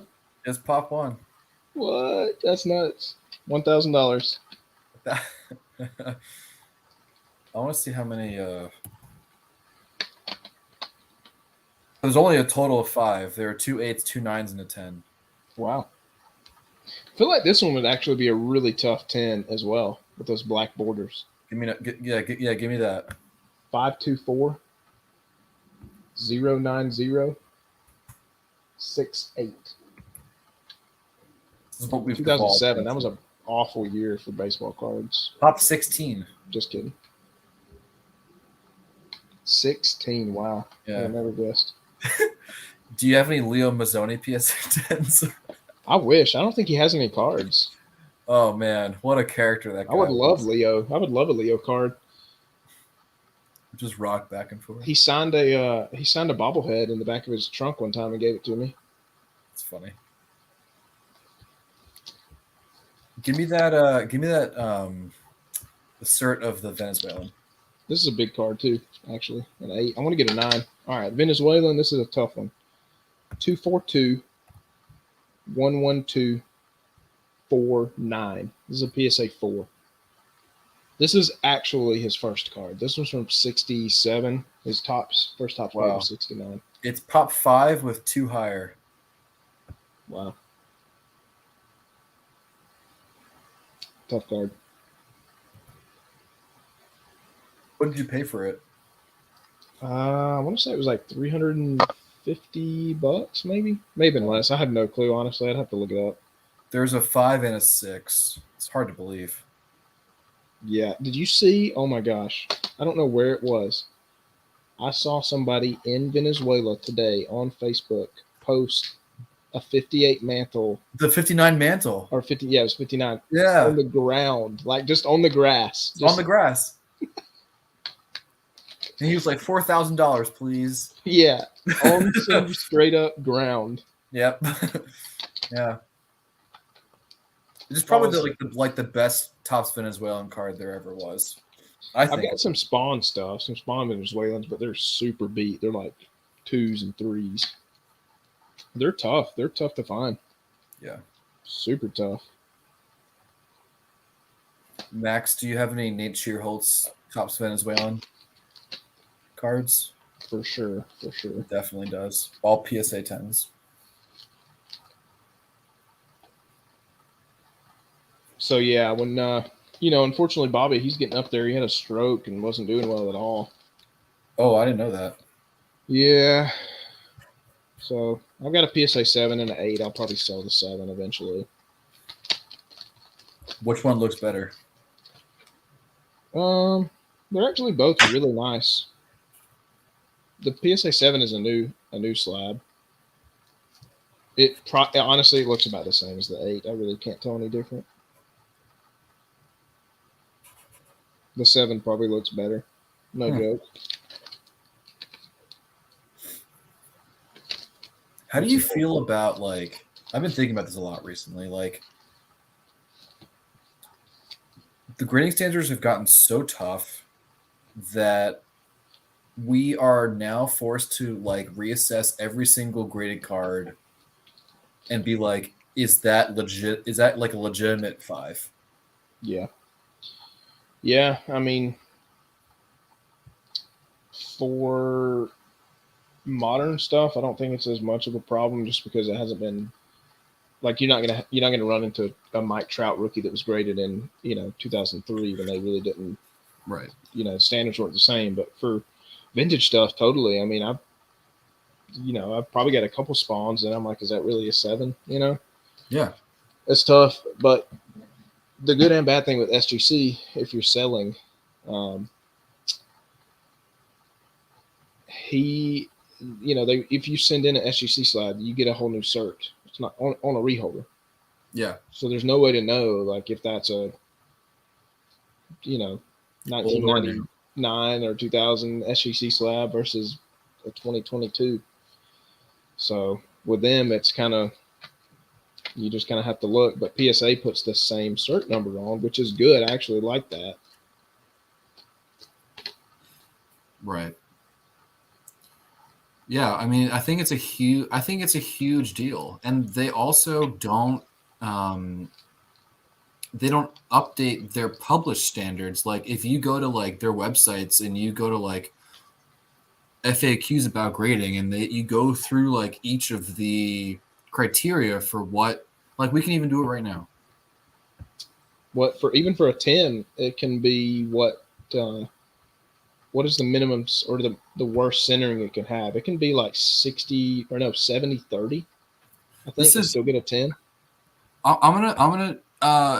No. 10s on PSA technically it can be 60-40. 60-40, okay. So this is a 4. 85-15 or better centering. Corners are slightly rounded with modest surface wear. Light hairline crease may show on one or both sides of the card. A light tear or surface break may exist. That's like a 2. Yeah, a tear. A tear? Yeah, that's a 2. Yikes. Let's see what they say for a 3. 90-10 or better centering. Corners more rounded but not excessive. Stronger creasing may exist. Poor focus, registration, discoloration, staining are more noticeable. I'm surprised that they even consider registration. I don't think SGC even looked at that, to be honest. That's fair. There's no way. I mean, love that Lajoie, but there's no way that card with that registry is a. Yeah, totally. Like, I wonder when that card was graded, and if it was rehold. I'm sure it was reholdered. Yeah. A 6 is 75-25 or better centering. Slight fuzzing of corners may be evident. Skewed cut may be more evident. Focus or register may be off, and slight notching of edges may exist. That's a 4. Yeah, that's a 4. Like, You can actually pull up. There's a really funny like Joe Orlando video where he's showing like the process. It's from like 2002, and it is so funny just to watch like how they used to grade. well, yeah, the all-time iconic behind the curtain grading video is when they were grading that Steven Strasburg Superfractor. Yeah, yeah. Unfortunately, that video was gone. But wow, Carlisle just hit me with the line of the night. I heard if you have a crease in your vintage card, SGC will tear it in half. It's too soon. It's too soon. I've been killing Brian with that all week. That's too soon. No! But they were like, he was looking at it and he was like, well, it has this little thing and it has that little thing, and if you look here, that's that little thing there. But it's a What's 10. the grade? 9.5. 9.5. And you're like, you're immediately discredited. And what did that card sell for back then? Like $100,000? Yeah, I think so.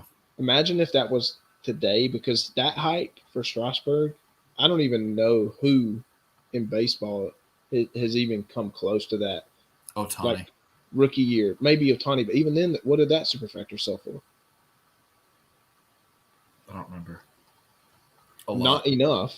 I mean, like if that would have happened 2 years later, if Ohtani had been like 2020, well, because what was that, 2018? Yeah. And I think Beckett was offering, or no, somebody offered like, I think it was Golden or somebody. It was blowout. Blowout offered the county. Yeah. $500,000 or something stupid. Yeah. Now that would be, like, if that pull had happened today with that hype, it would be more. Of course. Yeah. Max says it has bad centering and a soft course. We deem it a 9.5. God, I wish that video was still up. Oh my God. That was amazing. It was so off center. That card was awful. That was amazing. Yeah, but like going back to like what I was bringing up earlier, like it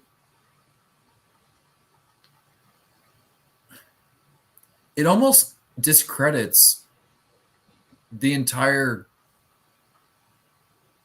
It's sad, right? Because it almost discredits like the entire industry, because nothing is nothing anymore is what it seems, and we have to continually like audit cards that were graded a long time ago, but like these companies give a guarantee, and the standards cannot change this much that like cards that used to be a 6 are now a 4, and cards that used to be a 4 are now a 2. Like it's just like once we begin to do that, like it begins to feel so discredited. But at the same point, like we also like need grading. It's just so saturated right now. Like there's 100 nobody companies, people in their basements doing it, and like people send these nobody companies their cards. It is absolutely absurd that you do that. That's a whole nother ball of wax. But I guess my long point is, then somebody buys that card off eBay because they know that they can sub it with SGC, and then it's worth X times 3, and it's like there's just this whole shuffling game. It's like, I don't know, these cards get subbed so much. It's like, yes, grading super important. 95% of my pre-board stuff is all graded, and that's the kind of stuff that needs to be graded. People go to Walmart, buy a blaster box, and then post on Facebook, do I need to grade this base card? It's like, no, you don't. You don't need to grade anything that you've bought or anything that you own. That's like you're wasting money. But for vintage, yes. I think to throwback to Max. That's sick. I pulled this card. Oh wow. This was the best box of all time of 2007. It's a good product. Spot, authentic. Yeah, SP Authentic, yeah. I pulled a Jabba Chamberlain, and the Oh, Linscomb wow. in the same box. It was like a $300 box of baseball cards back in the day. Yeah. Jabba. Oh my god. Talk about rookie hype. Like that guy was hyped to the freaking max. Yeah. Jabba Chamberlain. Wow. But you're right, like going back to the graded thing, like this dynamic only really impacts vintage cards because like something that will be a 9 or will be a 9.5, I think will like maintain what it always will be. But anything else anything else old is always going to change. Yep. Everyone learned that you can resubmit cards to PSA and get more favorable grades. Yeah. Totally. Did you break that box? Yeah. Wow. That's an amazing card. Christmas morning. That's probably on my YouTube channel from like 14 years ago. Oh my god. Does this say Pudge? Pudge Fisk? That's sick. I got a better one. RIP. Oh wow. That's awesome. I probably have not looked at this box of cards in at least 2 years. It's been that long. It's been that long. Max, this is the last card that I put in there. This is 2018. Oh, I love that. Are these all like Hall of Fame autos with inscriptions? Just all like Hall of Fame stars. Oh, that's cool. Damn, that's sick. Max said that he pulled a job in Dice K Redemption that was expired. I love that product. Yes, this was like the best of the best. Max, you should have tried to redeem it. Was it through Upper Deck or Tops? What was it? Dice K, yeah. Yeah, with the gyro ball, which doesn't exist. Yeah. What an epic set that is. Yep. That used to be a card where people would look at and be like, that's like one of only Sandy Koufax's like only autograph autos. Yeah. But now he signs a lot more. Yep. But even back then, like stuff wasn't expensive. Like this card, I bought this at the National in like 2012, I think. There was some company, they're not around anymore. That was at the National like doing promos, and they had very few cars that they were selling. It was some kind of like alternate to eBay type thing. Like they were trying to get their like own like marketplace up and running. And they were like, if you download our app, we'll give you 10% off any card that we're selling. So I downloaded the app, bought this card for $90, and deleted the app 10 minutes later. Wow. That is stupid. $90. What year was that? That was probably 2012. Yeah, or 20. Yeah, it's 2012. There's that one year that it's like a horizontal card the Upper Deck put out that like you have to look out for like Koufax fakes. Yeah. Oh man, this was like the pull of my life back in the day. Who's that? Linscomb, Homer. Oh my god! Wait, turned up. Let me see if I can. I'm not going to read the names. I'm going to look at the buttons. All right, so we got Tim Linscomb on top, then Homer Bailey. Yeah. Oh Jesus Christ! This next pitcher could hit really well. Giovanni Gallardo. Next guy was a nobody. I don't know him. Kyle Kendricks. Oh, okay. Turnover. All right, Phil Hughes, Andrew Miller. That's Glenn Perkins. Then K Igala. Yep. K Igala. Yep. Yeah. That's it. Nice. I remember like literally shaking when I pulled that card. I mean that's a crazy card to pull back in the day. 8 autographs on one card. We have a question. Why do you think Greg Sanders have gotten more strict?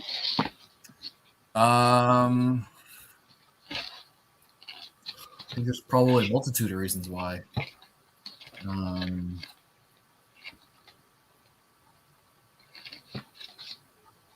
think just the volume.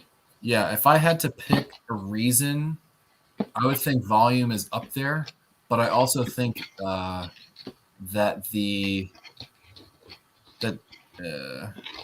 less consistent, most accurate, and more expensive.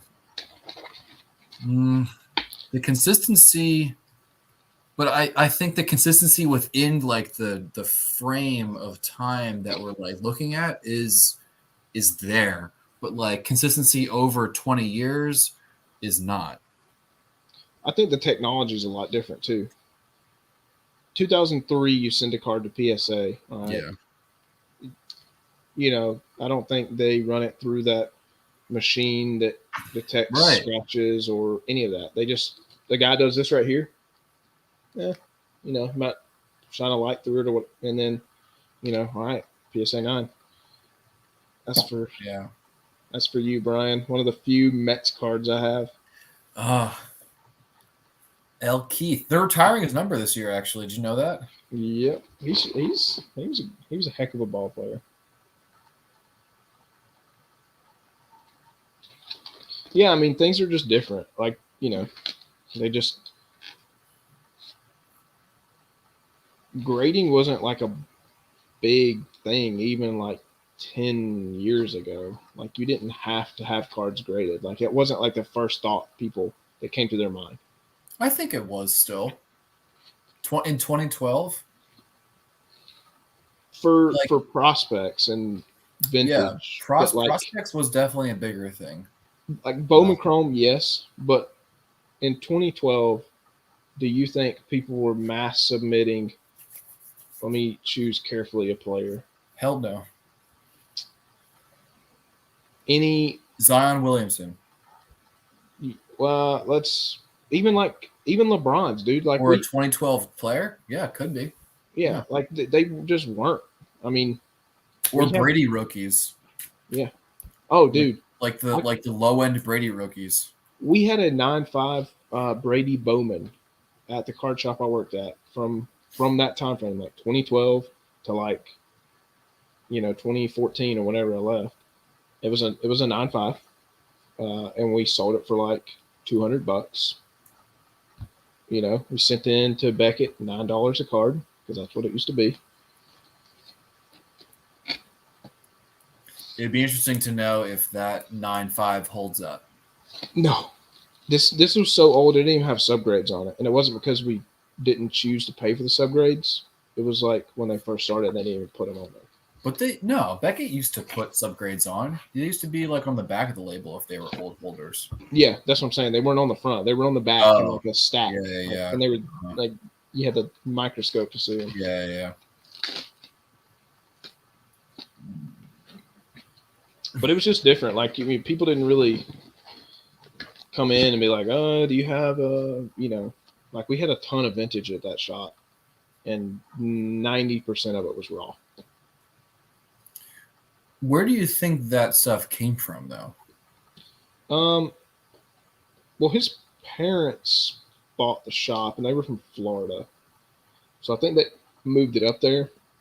But we had a lot of stuff walk in. Like, it's crazy what walks in the door. Interesting. I bought a brick from Comiskey Field one time.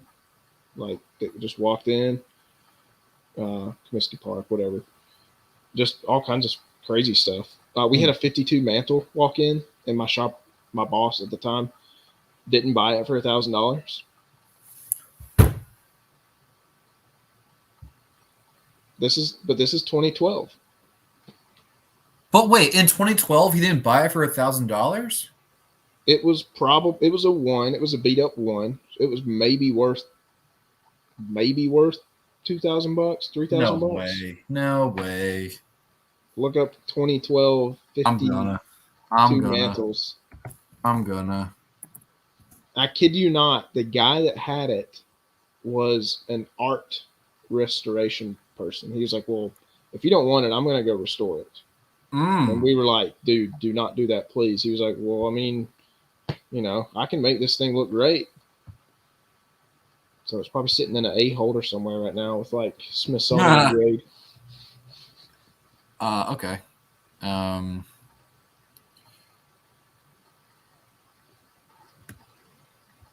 thinking the value at the time was like 22 to 2,500.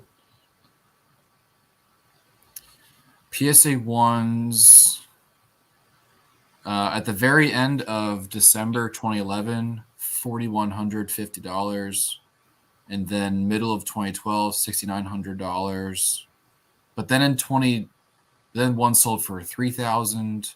Yeah, that's what I'm saying. This one was raw, so you got to think too, like 45. But like, if you are a card shop and a 52 Mantle walks in the door for $1,000, how do you pass on that though? Different times. He didn't sell on eBay. He didn't like to sell on eBay. Hated eBay, so he wouldn't. Which I totally respected because he was like, hey, like I'm paying rent at this building. Why don't I want to put cards on eBay? I get that, but like, I don't know how you could pass it up. I remember one time we bought a Leaf Ruth PSA 7 for $500, and then was happy to get like $800 for it. Like 2 days later, because I bought it. I bought it from like on behalf of the shop, and I remember like 3 days later, I was like, "Hey, I sold that card I bought for $500 for $800." He was like, "Awesome job." No, those were two I remember, like two big ones. Did you see the Mantle? Yeah, I was standing. I mean, I held it, looked at it. I'm like, "Damn, I wish I had $1,000." But even then, like that card, I just never one I've just like wanted to own. I don't need to have that card. My mind is blown, Chris. Hobby was different, man. It was just different. Like 2012. It was, but it also like wasn't. Like obviously, like price was different, demand was different, but like obviously, like looking back, hindsight's 2020. Like no question. But in my eyes, like if you are a shop owner and a 52 Mantle walks in the door and you have an opportunity to buy it for like a reasonable price, you can't let it walk back out. You just had to be there. You just had to have been there. And this is also the same time we were selling update sets. So 2011 update, we had this guy that ripped a lot, and he ripped like 50 cases of it, and so he gave us all the sets. So we sold all the sets for half Beckett value, which at the time they were like $75, and the trap was like $50 of the 75. Well, yeah. So we were selling the whole sets for $35. 35, yeah. Like hand collated sets for Topps update. And I'm sure you guys were thrilled about that. Oh God, dude, we sold like 20 of them. Sold like 20 complete sets. Kept none. Yep. A lot of people in Cartersville, Georgia are really happy with their $35 update sets. Yeah. Woof. Yeah, but Cobb, everything was different. You can't get a PSA 1 Cobb now. An SEC 1 Cobb for $2,500 would probably be a steal. And back then you could get probably a red one, and max, you chime in if you think I'm off, but you could probably get a one for $300. Could have probably bought a 4 for $1,000, $1,200. Look up that BCP. I got you, fam. For a PSA red one, we'll use the red. The green's always been a little more. But. Is my internet funky? Saw it on my end. There goes my Bobby Cox PSA registry.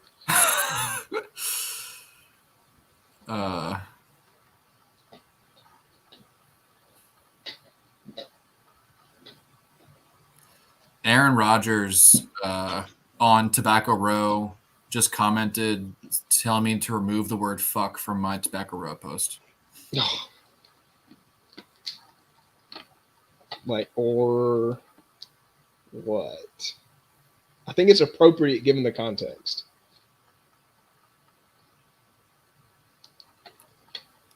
I replied, okay. But like, are there children in Tobacco Row? No. Are there sensitive people at Tobacco Row? Yes. Are there yeah, dude, I think my internet's like funky.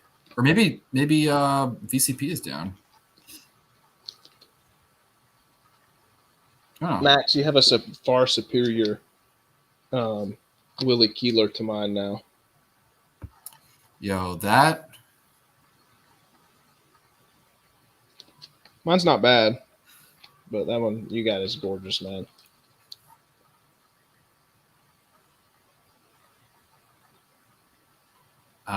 Which would you select, a mint, Upper Deck Griffey, or a share of Apple in 1989? I mean, VCP. Yeah, I think it may just be my internet, Chris. T206 Cobb. Which one do you want? The red. Cobb red? Yep.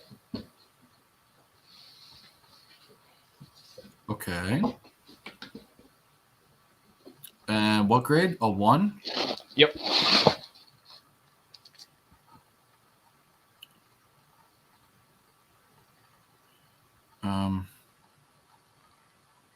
Okay.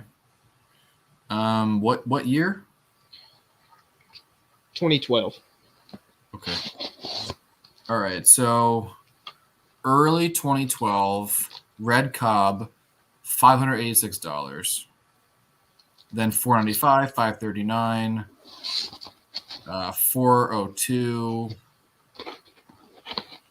So $500. Yeah, totally depends. Yeah. Mm-hmm. So they've almost 6 times that now.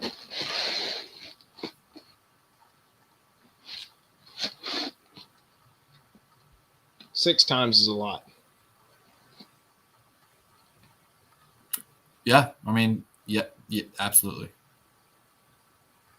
I mean, imagine another similar popular level card that took a jump. I remember you could get update Trouts for $500 in PSA 10. And then they got up to what? Some stupid number, but they're back down to like. They got up to like 6,000 and now they're at like 2,500. Yeah, yikes. Yeah. I don't think you saw this one, Brian. I did. What a dumb card.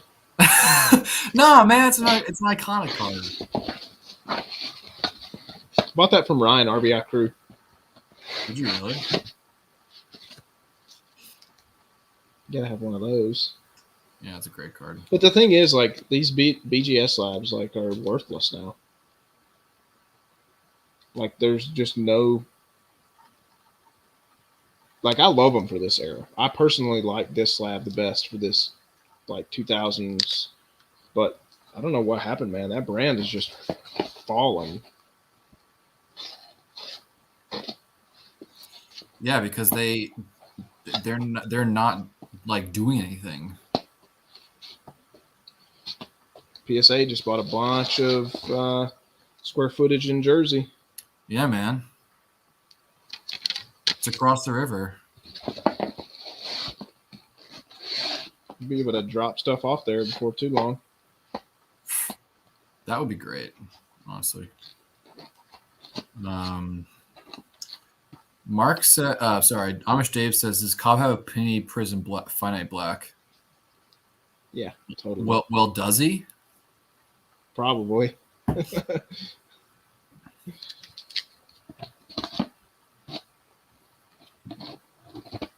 Thought this was a cool card. I think I bought that for like $5. See, I never like got into those. It's just like an award. Yeah, it's an MVP award. Like, why? I don't know. Like, for me, like, why does that? Why does that warrant a card?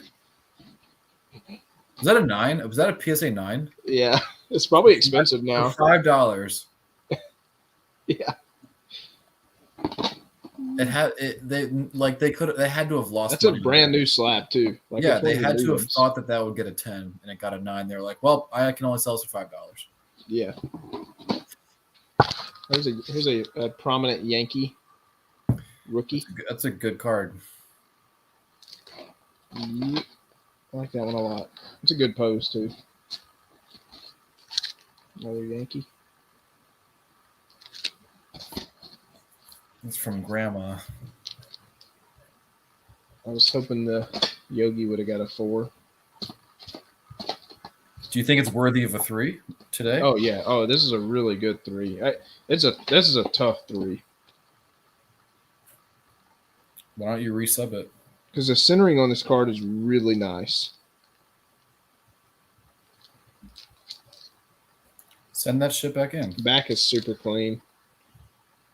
And like I said, the centering on this card is actually really nice for a 48 Bowman. That is nice. It's really nice. But like, I'm still stuck on like why I can't say fucking TR.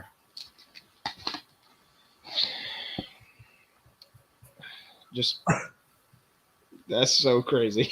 like why?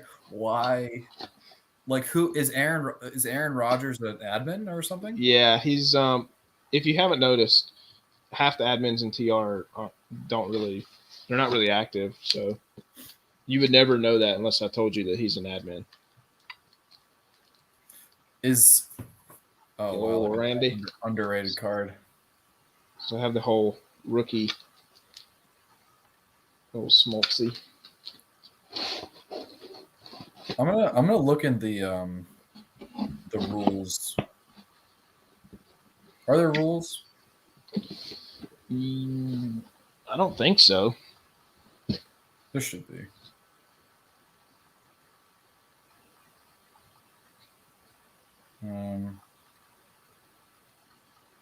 72 Tops Award is like a Pokemon card. Yeah, basically. What the heck? Yeah, Chris. TR is a Facebook group. It's for pre-war and just vintage cards. Really, honestly, probably the best group on Facebook.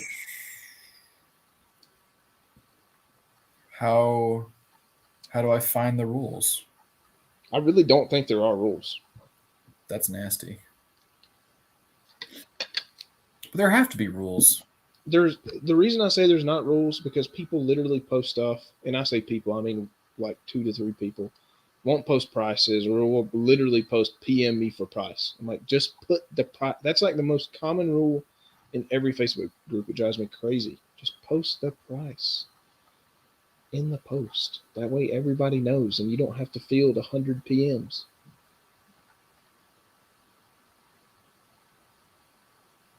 Yeah, like I said, I really don't think there are rules. I think that they just kind of polices itself.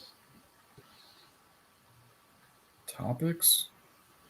Oh my god. So I hit topics and it sorts hashtags. Oh god. Guess what the #1 hashtag in TR is? Pittsburgh Kid. 100% knew it. 100% knew it. It's the only hashtag. Oh my god. He needs to be removed. The next one is Quest for 520, followed then by hashtag S, followed then by Free Hal Chase.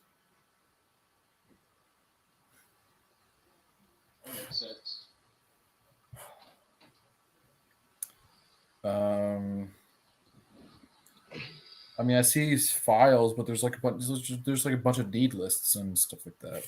From that haven't been updated. Rules for the group. Okay, I found it. No, I'm really curious now. Brian's gonna get kicked out of TR. Oh my god, these rules are bullshit. Dude, you should start your own group. Fuck it. Why? Like, why not? All auctions will need an end time. This is the rules. Ken DeMarco posted on August 19th, 2016. All auctions will need an end time, a shipping fee, and an approval from admin or moderator. If you'd like to set a reserve, keep it private with a specific admin. Discussing and showcasing your cards are permitted and welcome. Please enjoy everyone's company. Promote friendly, non-dickhead atmosphere, unlike those other vintage groups. More to be added later. That's that. I would Those are say the that rules. unbiased opinion, you did not violate any of above rules. I got in trouble for reporting a bad post. What's the story there? Max, just come in so we can like actually talk to you. We don't have to like do this. This is ridiculous. Max has been watching for like 2 hours. He's playing Fall Guys. I know what he's doing. Or Mario Kart. He's typing in between pit stops. Fall Guys is actually a really fun game. Then just put on like, I mean, are you talking to anyone in the game? No. So just play while you're in. Multitask. I'm trying to think if I've ever done anything. Well, he's still talking to us. I think me and Jesse have had some back and forth in there, but he doesn't really, which I'm totally fine with. He doesn't really engage me anymore. I feel like Jesse isn't even posting anymore. His what's it face? His bourbon event is come and gone. That was a sore subject for Max. He's talking. He is talking to people. I'm shocked. Yeah. That was Max's favorite thing to look forward to daily. Yeah. There actually is like Bourbon Road now. No. Yes, swear. No. Are you Swear to serious? Oh wow, that's great. No, see, actually, I don't really. In that group, I try to walk the line, but every other group I'm in, oh my God, I will push the buttons of whoever. No idea how I'm in the deal or no deal group still. Absolutely no clue. I mean, yeah. Absolutely. Like I get banned from his group from posting a GIF of Joe Biden in another group that he's not in. Non-political, by the way. A non-political GIF. It was just of a president. I could have posted a GIF of George Washington and he would have booted me. I love you're like, hey, can you figure out why I got kicked from this group?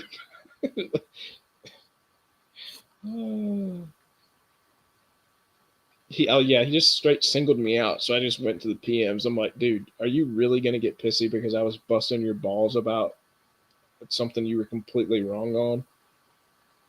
Is that what we've resorted to?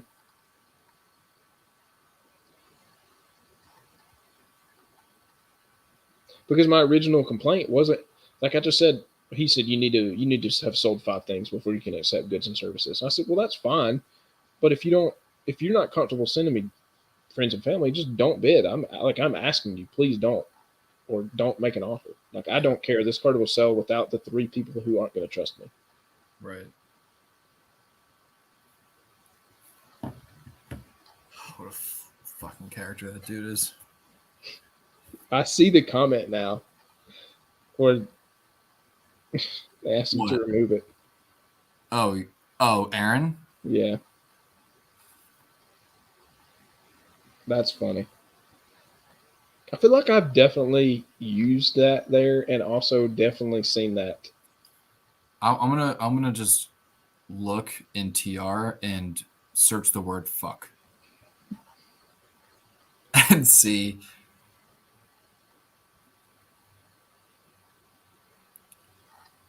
Yeah, all right. So Chris Rinaldi. Oh, he's actually an admin.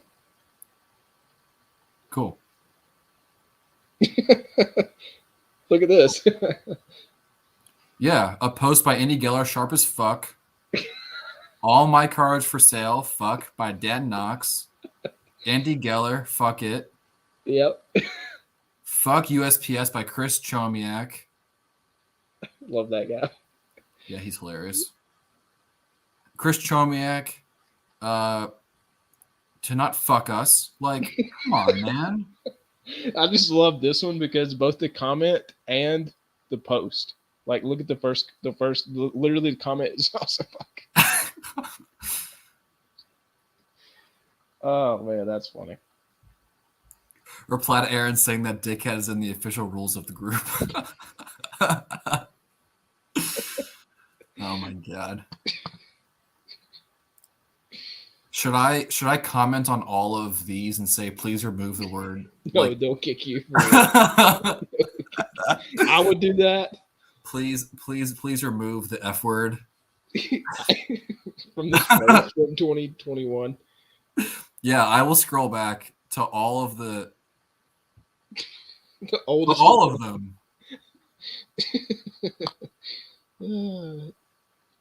See, if I did that, it would be funny, but they just don't know you yet. So they would be like, this guy's got to go.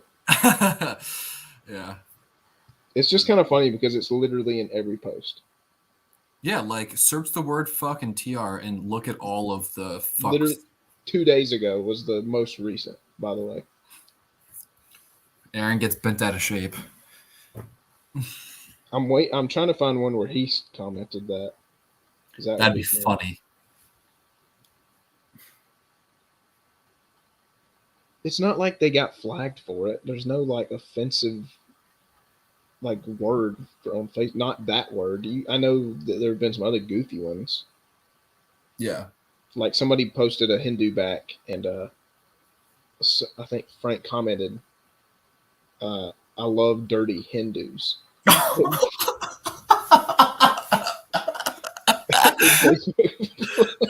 Flagged it. And he totally was just meaning like I love like beater Hindus, like, you know. Oh my god. Dude, that is hilarious. Wow. Wow. Man. I'm surprised that McGraw hasn't sold yet, Brian. That's a good card. Yeah, I got nothing on it so far. I think I priced it pretty fair too. Are you in the caramel group? No. Chasing caramel? No. It's not very active, and it's a lot of the same people, as in like probably 99% of the same people, but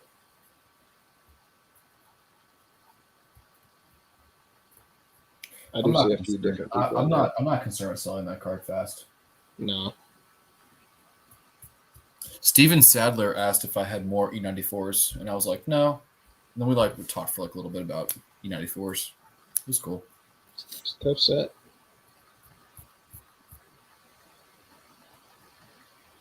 That was a really cool video you guys shared earlier from the plows cards. Oh my god, unbelievable. Chris, I do not have the 53 Jackie PSA 3 anymore. Sorry, buddy. That was a good card. That was a nasty card.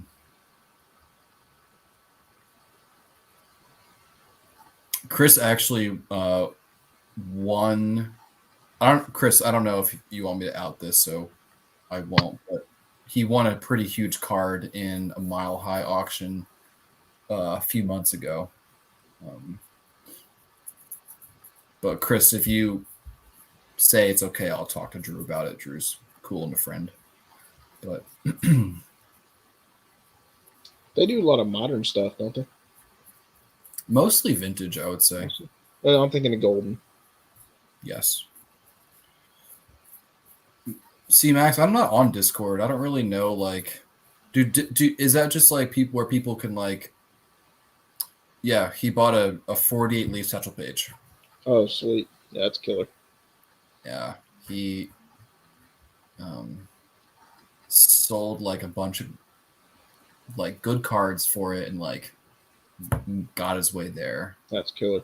And it's a beast. Thing's amazing.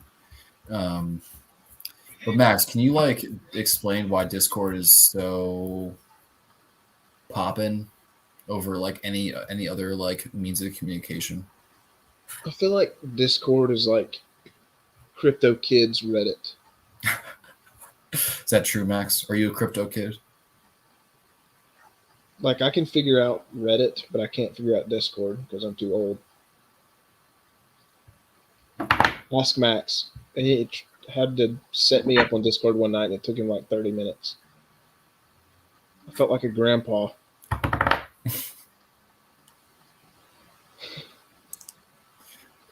We can talk later. I'm not killing people. Doge, let's fucking go. Max, please remove the F-bomb from the chat. Yeah, please censor yourself, you charlatan. Arbiter of all things, God. speech. This is we're very evangelical here. Like, we just want to like keep it all good. Max, you did start a pre-war Discord. You already started it. Only me and you are the only members. It's very exclusive. You stole their name also. Oh my god. That's like totally Max's. I have all 3 posts in the Discord also. I just want to point that out. Oh my god. Wow. Well, guys, I'm gonna call it a night. I didn't. The kiddo went to spend the night with the grandparents tonight, so I had a free evening. Nice. Well, thanks for jumping in, man. Yeah, man. Had a good time. Max, you gotta get in here next time. I know, you little slut. All right, see you guys. See you, man.